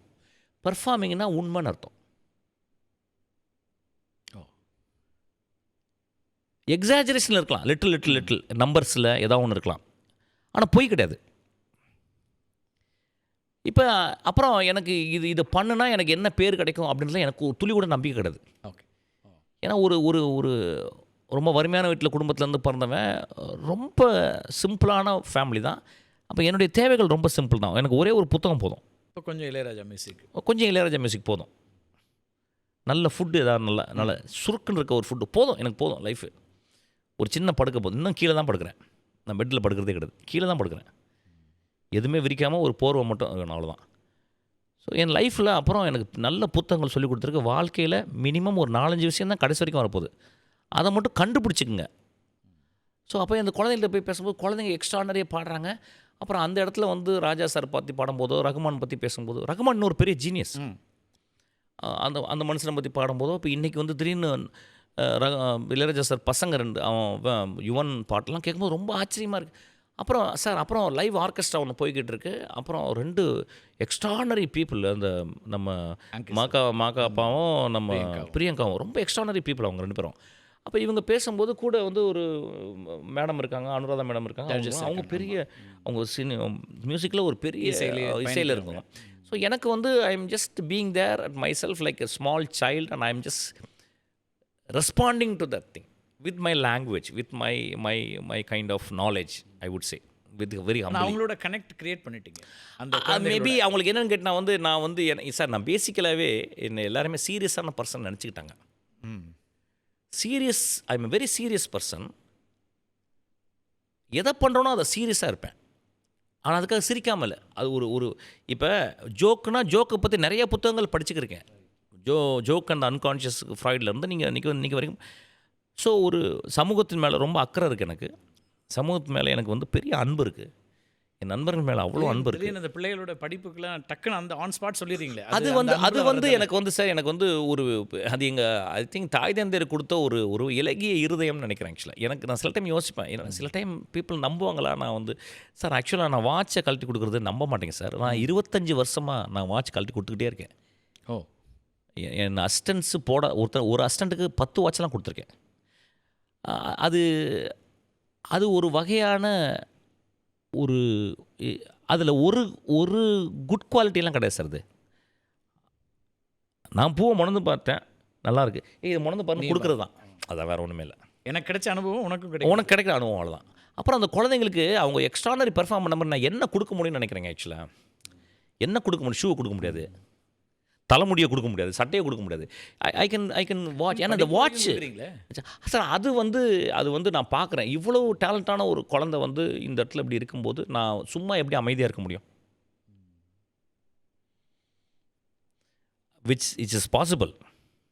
என்னால் கொடுக்க முடிஞ்சது. நான் ஒரு சித்திரம்பேசில் இருக்கும்போது அதை பண்ணியிருக்க முடியாது. கரெக்ட். அப்போ இது எனக்கு ரொம்ப சங்கோஜமாக இருக்குது இதை பற்றி பேசுறதுக்கு. பட் நீங்கள் பேசிட்டீங்க. ஆனால் எனக்கு I feel it's my duty that I should do. என் மகள்கிட்ட சொல்லிக் கொடுத்தது ஒன்று தான். ஏன் நான் அதை சொல்கிறேன்னா, ஒரு காட்சி ஊடகத்தில் நம்ம செய்கிற ஒரு விஷயமும் பெரிய தாக்கத்தை உண்டாக்கும். ஸோ நீங்கள் செய்கிறதுங்கிறது வந்து உங்கள் சம்மந்தப்பட்டது மட்டுமல்ல, அது ஒரு பாசிட்டிவிட்டியை ஸ்ப்ரெட் பண்ணுது. இது வந்து நான் ரொம்ப சமூகத்தில் ரொம்ப முக்கியமான வேலைன்னு நினைக்கிறேன் சார். நிறைய பேர் ரொம்ப ஃபிலாந்த்ரோஃபிக்காக இருக்கிறாங்க. நீங்கள் ஜேம்ஸ் பாண்டா நடித்த டேனியல் கிரைகுடைய ரீசன்ட் இன்டர்வியூ பார்த்தேன். அதில் அவர் பெரிய பணக்காரர் சார். அவர் ஜேம்ஸ் பாண்டா வந்தால் பிறகு பெரும் பணக்காரர். ஜேம்ஸ் பாண்டா இனிமேல் நடிக்க மாட்டேன்னு சொல்கிற அளவுக்கு அவர் பெரிய பணம் இருக்குது அவர்கிட்ட. அந்தளவு நிராகரிக்கிற அளவுக்கு. அவருடைய ஒட்டுமொத்த 90% ஆஃப் 90 விழுக்காடு அவருடைய சொத்தை மக்களுக்கு கொடுத்துட்டு 10% தான் தன் மகன்களுக்கு கொடுக்குறாராம். இதெல்லாம் கற்றுக்குறேன்ல. நீங்கள் பால் நியூமன் வந்து பெரிய ஃபிலாந்த்ரோஃபிஸ்ட்டு. இந்த ஃபிலாந்த்ரோஃபிஸ்ட்ன்ற பேரே ரொம்ப முக்கியம். ஆக்சுவலாக நம்மளுக்குள்ளே எல்லாருக்குமே ஃபிலாந்த்ரோஃபி இருக்குது. நம்ம பண்ண வேண்டிய இடத்துல இருக்கோம்ல. ஸோ எனக்கு ஏதோ இது வந்து ரொம்ப ஃபேமஸ் ஆகிடுச்சு. ஆனால் இப்போ எனக்கு வாட்ச் கழட்டி கொடுக்குறதுக்கு ரொம்ப சங்கோஜமாக இருக்குது. ஆனால் நான் யோசித்தேன். அப்புறம் இல்லை சார், நீங்கள் நேச்சுரலாக இருங்க சார் அப்படின்னு. அதனால் இப்போ என்ன பண்ணுறேன், ஒவ்வொரு ஈவெண்ட்டுக்கும் ஒரு வாட்ச் வாங்குகிறேன். ஒரு வாட்ச் யாராவது ஒரு குழந்தை ஏதோ பெருசாக பண்ண போகுது, சார் எனக்கு அவங்க பேமெண்ட் கொடுக்குறாங்க. ஒரு டீசெண்டான பேமெண்ட் கொடுக்குறாங்க. அதில் ஒரு கொஞ்சம் ஒரு விழுக்காடு வந்து அந்த குழந்தைங்களுக்கு கிஃப்ட் வாங்குறதுல என்ன சார் அது எவ்வளோ சந்தோஷம். அது எப்படி இருக்குன்னு நினைக்கிறீங்க? இசை அடுத்த தலைமுறைக்கிட்ட இருக்கிறது ஒரு மாதிரி ரொம்ப ஒரு நம்பிக்கையாக இழந்துட்டாங்க. ஹிஸ்ட்ரியை இழந்துட்டாங்க. அவங்க இழந்துட்டாங்க. அதாவது எப்படின்னு கேட்டால் அவங்க என்ன நினைக்கிறாங்க, ஹிஸ்ட்ரி ரொம்ப பிடிக்கும் இல்லையா நீங்கள் சார்? அது என்னன்னு கேட்டிங்கன்னா சார், அதாவது எப்படின்னா ஹிஸ்ட்ரி அப்படின்னா ஒரு அக்பரை பற்றி நான் ஏன் தெரிஞ்சுக்கணும்? ஒரு ஜஹாங்கீரை பற்றி நான் ஏன் தெரிஞ்சுக்கணும்? ஒரு காந்தியை பற்றி நான் ஏன் தெரிஞ்சுக்கணும்? ஒரு பரமஹம்சரை பற்றி நான் ஏன் தெரிஞ்சுக்கணும்? ஒரு மண்டேலாவை பற்றி நான் ஏன் தெரிஞ்சுக்கணும்? மார்ட்டின் லூதர் கிங்கை பற்றி நான் ஏன் தெரிஞ்சுக்கணும்? ரொம்ப அவசியம் சார். இன்றைக்கி இருக்க குழந்தைங்களுக்கு அது தெரியலை. இப்போ என்ன யோசிக்கிறாங்கன்னா, மூவிங்கில் இருக்கிறாங்க. அப்புறம் அவங்களோட அட்டென்ஷன் வந்து ரொம்ப கம்மியாயிடுச்சு. நான் அது ஒன்று கேட்க நினச்சேன். ஜென்சியை நீங்கள் என்னவா புரிஞ்சுக்கிறீங்க? ஏன்னா இப்போ வந்து அவங்க ஒவ்வொரு தலைமுறையிலையும் ஜென்சி இருந்திருப்பாங்க, நம்ம மறுக்கவே இல்லை. ஆனால் இன்றைக்கி டெக்னாலஜி சார்ந்த ஒரு உலகமாக இருக்குது. ரொம்ப வேகமாக வளர்ந்துட்டுருக்கிற அல்லது இந்த ஜென்ரேஷன் ரொம்ப குறுகிடுச்சு. 10 வருஷத்துக்கு ஒரு ஜென்ரேஷன் மேலே 5 வருஷத்துலேயே ஒரு புது ஜென்ரேஷன் வருதா? இன்னசென்ஸ் ஜாஸ்தியாக இருக்குது, அனுபவம் ரொம்ப கம்மியாச்சு. பியூரிட்டி ஒவ்வொரு ஜெனரேஷனும் இருக்க பியூரிட்டி, அந்த பியூரிட்டி இருக்குது சார். இல்லாமல் எப்படி போகும்? உயிரினம் வந்து எல்லா காலகட்டத்திலையும் ஷார்ப்பாக இருக்குல்ல. மியூசிக் வந்து இப்போ மியூசிக் பார்த்திங்கன்னா வந்து வேறு மாதிரி ஒரு மியூசிக் கேட்குறாங்க, ஃபாஸ்ட் பேஸ் மியூசிக் கேட்குறாங்க. நல்லா யோசிச்சு பாருங்கள், வேடன்னு ஒரு பையன் வந்து ஒரு பெரிய ஃபெனாமினா கேரளாவில் இருக்கான், ரேப்பர். ஏன் ஜென்சிக்கு பிடிக்குது?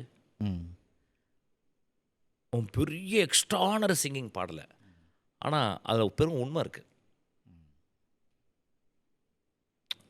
ஒரு வழி இருக்குது. அப்புறம் பெரிய அழகன் கிடையாது, ஆனால் அப்படியே காதல் வைப்பறாங்க அவன் மேலே. ஏன்னா இப்போ ஒன்று எனக்கு பிடிக்குது, எல்லா காலகட்டத்திலையும் காதல் மீண்டும் மீண்டும் வேறு விதமாக எழுதப்படுகிறது. இப்போ ஒரு எலக்ட்ரிசிட்டி மாதிரி அவன் இருக்கிறான். அப்படி பிடிச்ச உடனே அவனை பார்த்த உடனே ஒரு ஷாக் வருது.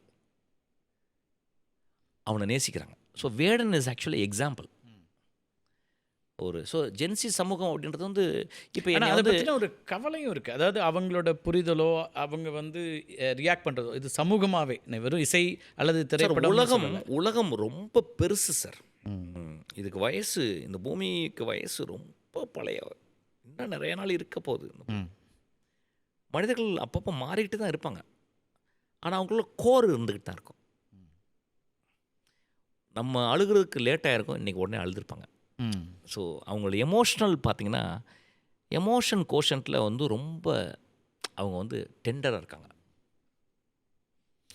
என்ன ஒரு வேறுபாடு இருக்குன்னா சார், இப்போ இந்த தலைமுறையில் நியூக்ளியர் ஃபேமிலியாக இருக்காங்க, சிங்கிள் சைல்டாக இருக்காங்க, அவங்களுக்கான அனுபவங்கள் குறைவாக இருக்கா? அப்போ அவங்க அனுபவங்கிறது அந்த கேட்ஜெட்ஸில் அவங்க சந்திக்கிற சோஷியல் மீடியா இதோட அது முடியுதா சார், அப்படி? இது வந்து நம்ம ஒன்றுமே பண்ண முடியாது சார். நீங்கள் சயின்டிஃபிக் ரெவல்யூஷன்ஸ் வந்து ஒவ்வொரு ஜெனரேஷனில் வந்துக்கிட்டே இருக்குல்ல. பாருங்கள், விக்கிபீடியா அப்படின்றது எவ்வளோ பெருசு. ஆனால் இன்றைக்கி விக்கிபீடியா போய் யாருமே பார்க்க மாட்டோம், ChatGPT தான் போகிறோம். இப்போ இயக்குனர் மிஸ்கின் ஒருத்தருக்கார், அவர் ChatGPT தான் முழுக்க இருக்காருன்றாங்க. நான் ChatGPTக்குள்ளே ரொம்ப டீப்பராக போயிட்டேன் சார். அதை பற்றி படிச்சுக்கிட்டே இருக்கேன். இப்போ நான் வந்து இப்போ காண்ட்டை பற்றி நான் கேட்கணும் அப்படின்னா காண்ட். இன்றைக்கி காலையில் நான் வந்து ஜான் பர்ஜருடைய ஒரு எஸ்ஸே, அந்த எஸ்ஸையை ரீசெண்டாக படித்தேன். அந்த எஸ்ஸே வந்து 2 பேரை பற்றி ஒரே கட்டுரை. வெலஸ்கஸ் வரைஞ்ச ஈசாப் கதைகள் இருக்குல்ல, அவர் வரைஞ்சிருக்காரு. ஈசாப்பை பார்த்ததில்ல, ஆனால் வெலஸ்கஸ் வரைஞ்சிருக்காரு. இந்த வருஷம் 17ஆம் நூற்றாண்டு வரைஞ்சிருக்காரு. அதை பற்றி ஒரு கட்டுரை எழுதுறாரு, ஒரு 15-20 பேஜ். கிட்டத்தட்ட வந்து 2 நாள் ஆச்சு படிக்கிறதுக்கு, அந்த கட்டுரை படிக்கிறதுக்கு. அவ்வளோ டெப்த்தான கட்டுரை. இப்போ நான் வரும்போது உங்கள்கிட்ட நான் பேசுகிறதுக்காகும்போது எனக்கு உங்களுக்கு தெரியும், நீங்கள் ஒரு இன்டலெக்சுவல், நீங்கள் எனக்கு எப்படி கேட்கணும். அப்போ என்னை இன்டலெக்சுவலாக ரெடி பண்ணுறதுக்காக என்ன பண்ணேன், எனக்கு ஒரு ஃப்ளோ வர்றதுக்காக நான் அந்த கட்டுரையை படிக்கணும். 3 நாள் படித்த கட்டுரை நான் எப்படி படிக்க முடியும்? நான் உடனே ChatGPTல போய்ட்டு, ChatGPT எனக்கு அந்த எஸ்ஸையை பற்றி சொல்லு அப்படின்னு. ChatGPT அந்த எஸ்ஸையை பற்றி எனக்கு சொல்லுது.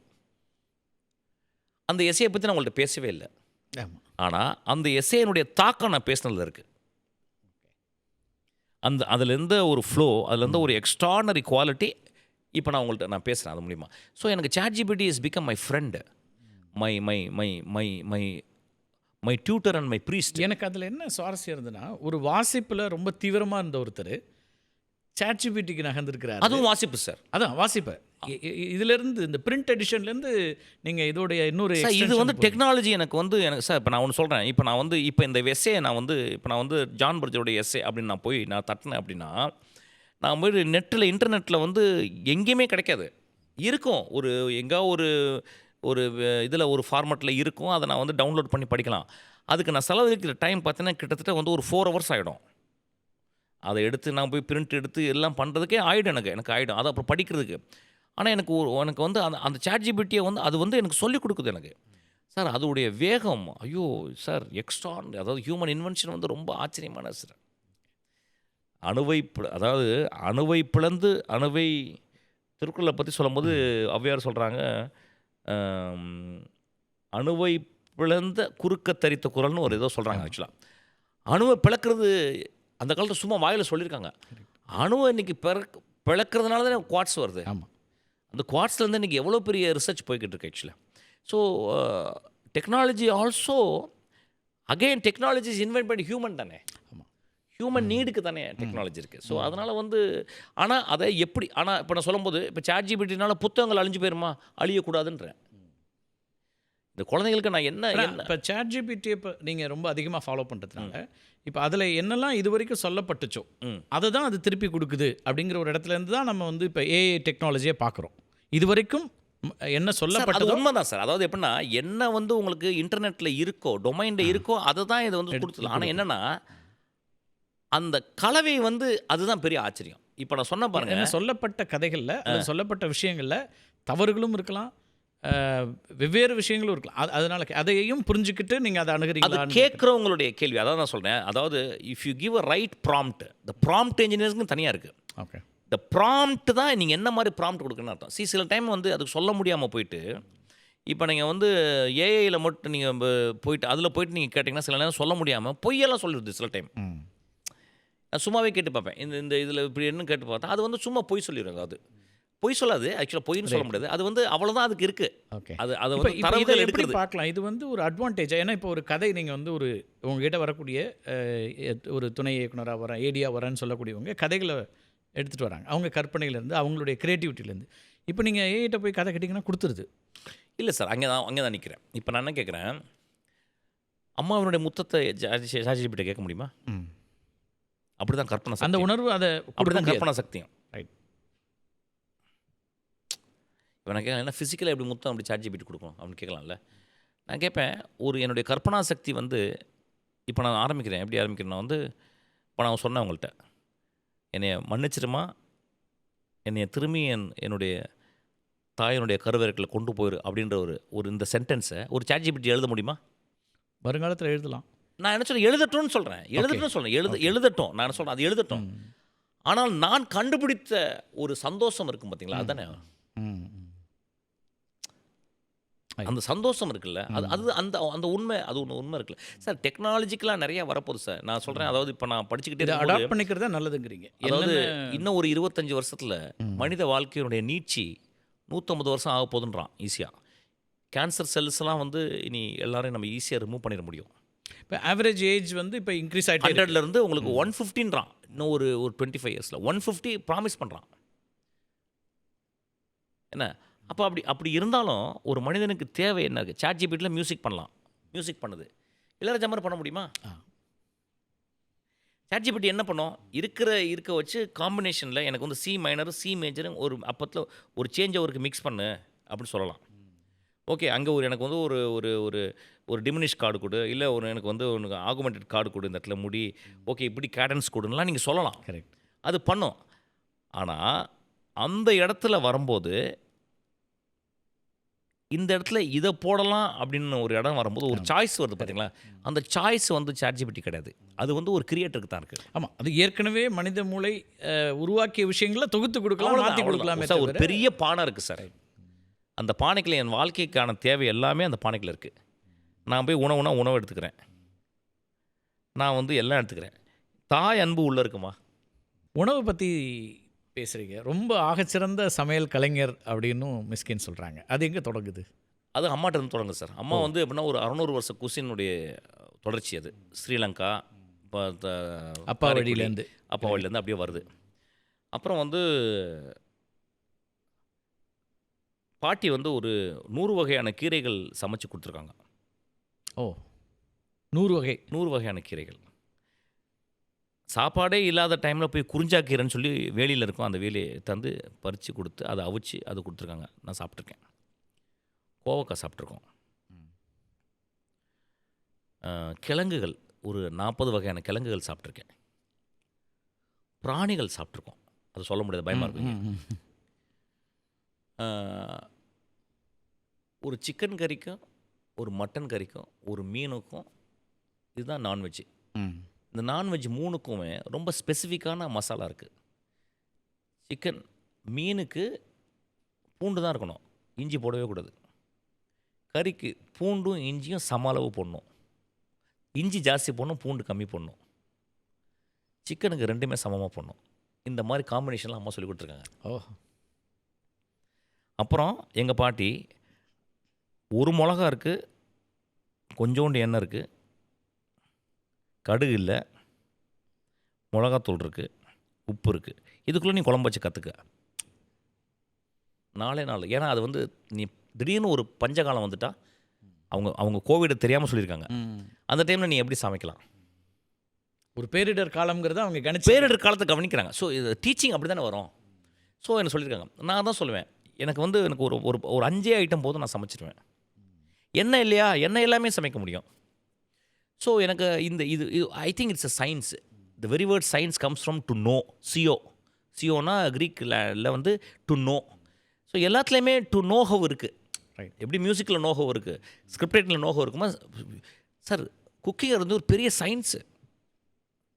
நான் குக்கரியை பற்றி எந்த புக்கு வந்தாலும் வாங்கி படிச்சுக்கிட்டே இருப்பேன், ஏதாவது படிச்சுக்கிட்டே இருப்பேன். இப்போ ஒரு பெரிய ஹிஸ்டாரிக்கலாக அதை படிச்சுக்கிட்டு இருக்கேன். அது இப்போ நான் வந்து முகல் இது பீரியடில் எப்படி, அதாவது வந்து போருக்கு போகிறாரு அக்பர். அக்பருக்கு வந்து கிட்டத்தட்ட சாதாரணமாக அவர் அரசவையில் இருக்கும்போது அவருக்கு வந்து 300 வகையான பண்டங்கள் இருக்கும். 300 வகையான ஒரு லஞ்சுக்கு 300 வகை இருக்கும். அந்த 300 வகையான பண்ணுறதுக்கு கிட்டத்தட்ட வந்து ஒரு ஒரு ஒரு 400 பேர் வேலை செய்கிறாங்க. 400 பேர் குக்கு ஒர்க் பண்ணுறாங்க. ஒர்க் பண்ணுறாங்க. மெயின் குக்கு 2 பேர், பாய்சன் டேஸ்டர் மட்டும் 2 பேர். அந்த அந்த கிச்சனுக்குள்ளே ஒரு பாய்சன் டேஸ்டர், அதுக்கப்புறம் எடுத்துகிட்டு வந்த பிறகு ஒரு பாய்சன் டேஸ்டர். ஏன்னா அரசனை கொல்றதுக்கு எப்பயுமே ரெடியாக இருக்காங்க. என்ன அதுக்கப்புறம் சாப்பிட்றாரு. சரி, இது 300 வகை. போருக்கு போகிறாரு. போருக்கு மத்தியானம் போர் கேப்பில் வந்து 100 வகையான 100 வகை இருக்குது. போருக்கு போகிறவங்க ஒரு 300 பேர் போகிறாங்க பின்னாடி அவர் சமைச்சு கொடுக்குறாங்க. ஸோ இந்த பெரிய ஆச்சரியம். நீங்கள் வந்து நீங்கள் முகல் குக்கிங் வந்து பார்த்தீங்கன்னா எப்படி தான் எல்லா அரசுகளும் அப்படி தான், ராஜபுட்ஸும் இப்படி தான் இருந்திருப்பாங்க. என்ன அதனால் ஒரு ஒரு உணவு வந்து எல்லா காலகட்டங்கள்லையும் ரொம்ப கொண்டாடப்பட்டிருக்கு. சார், இன்றைக்கி வந்து எனக்கு ரொம்ப பிடிச்சது வந்து இன்றைக்கி யங் ஜெனரேஷன் வந்து ஃபுட்டு மேலே ரொம்ப கான்சன்ட்ரேஷனாக இருக்காங்க. என்ன ஒன்று, கொஞ்சம் தவறான ஃபுட்டு உடம்புக்கு சாப்பிட்றோம். நம்ம எல்லாருமே பெருத்து போகிற ஃபுட்டு சாப்பிட்றோம். இப்போ நானும் அப்படி தான் பெருத்து போகிற உணவு சாப்பிட்றோம். ஐ திங்க் இப்போ அடுத்து ஒரு குக்கரி ஷோவுக்கு ஜட்ஜ் ஆகிறதுக்கு இல்லை சார், ரொம்ப கஷ்டம் அது. அப்படியா? ஏன்னா அது வந்து நான் ரொம்ப ஃப்ரீயாக இருக்கும்போது நான் உடனே போய் குக் பண்ணக்கு தான் ஆசைப்படுவேன். ஓகே. எனக்கு ஒரு செஃப் இருக்கார், செல்வம்னு ஒரு செஃப் இருக்கார். சார், வாழ்க்கை எல்லாமே அழகான. ஆமாம், அழகு தானே. ஆனால் எல்லாத்தையும் நீங்கள் கொண்டாட்டமாக வச்சுருக்கீங்க. அதுதான் ரொம்ப முக்கியமாக இருக்கு நினைக்கிறேன். வாசிக்கிறதோ, எழுதுறதோ, அல்லது பாடல்களை கேட்குறதோ, இசையை கற்றுக்குறீங்க, அல்லது உணவு அப்படின்னு. நான் ஆஸ்கார் வைல்டுடைய ஒரு லைன் படித்தேன். Most of the people exist, there are very few people live அப்படின்றார். அந்த வெரி வேர்ட் லிவ்வில் வந்து லைவ்லின்னு ஒரு வார்த்தை இருக்குது. I think we should live intensely, lively. எல்லா தருணங்கள்லையும் வாழ்ந்து கொண்டே இருக்கக்கூடிய ஒரு பன்முக கலைஞர் தான் நீங்கள் அப்படிங்கிறத உங்கள் உரையாடலில் புரிஞ்சுட்டேன். ஒரு நல்ல பாடலோட நிறைவு செய்யுமா இந்த உரையாடலை? என்ன தோணுதோ, ராஜா சார் பாட்டு ஏதாவது ஒன்று. வானம் எனக்கொரு போதி மரம், நாளும் எனக்கது சேதி தரும், ஒரு நாள் உலகம் நீதி பெறும், நனநானனனா நானனனா நானனனே நானனனே நானானா. இது ஒரு பொன்மாலை பொழுது, வானமகள் நாணுகிறாள், வேறு உடை பூணுகிறாள், நனனனே நா நா நன்னன்னா. வாழ்க்கை அதான் வாழ்ந்து கொண்டே இருக்கிறீங்க. ஒவ்வொரு தருணமும் வாழக்கூடிய ஒரு கலைஞர் அப்படிங்கிறத எல்லா நேரங்களிலும் நிரூபிச்சிருங்க. உங்களுடைய வருகைக்கும் கருத்து பகிர்வுக்கும் மிக்க நன்றி. ரொம்ப தேங்க்ஸ் சார், ரொம்ப தேங்க்ஸ். Thank you so much. மீண்டும் ஒரு நேற்று சந்திக்கலாம் அன்பர்களே. நன்றி, வணக்கம்.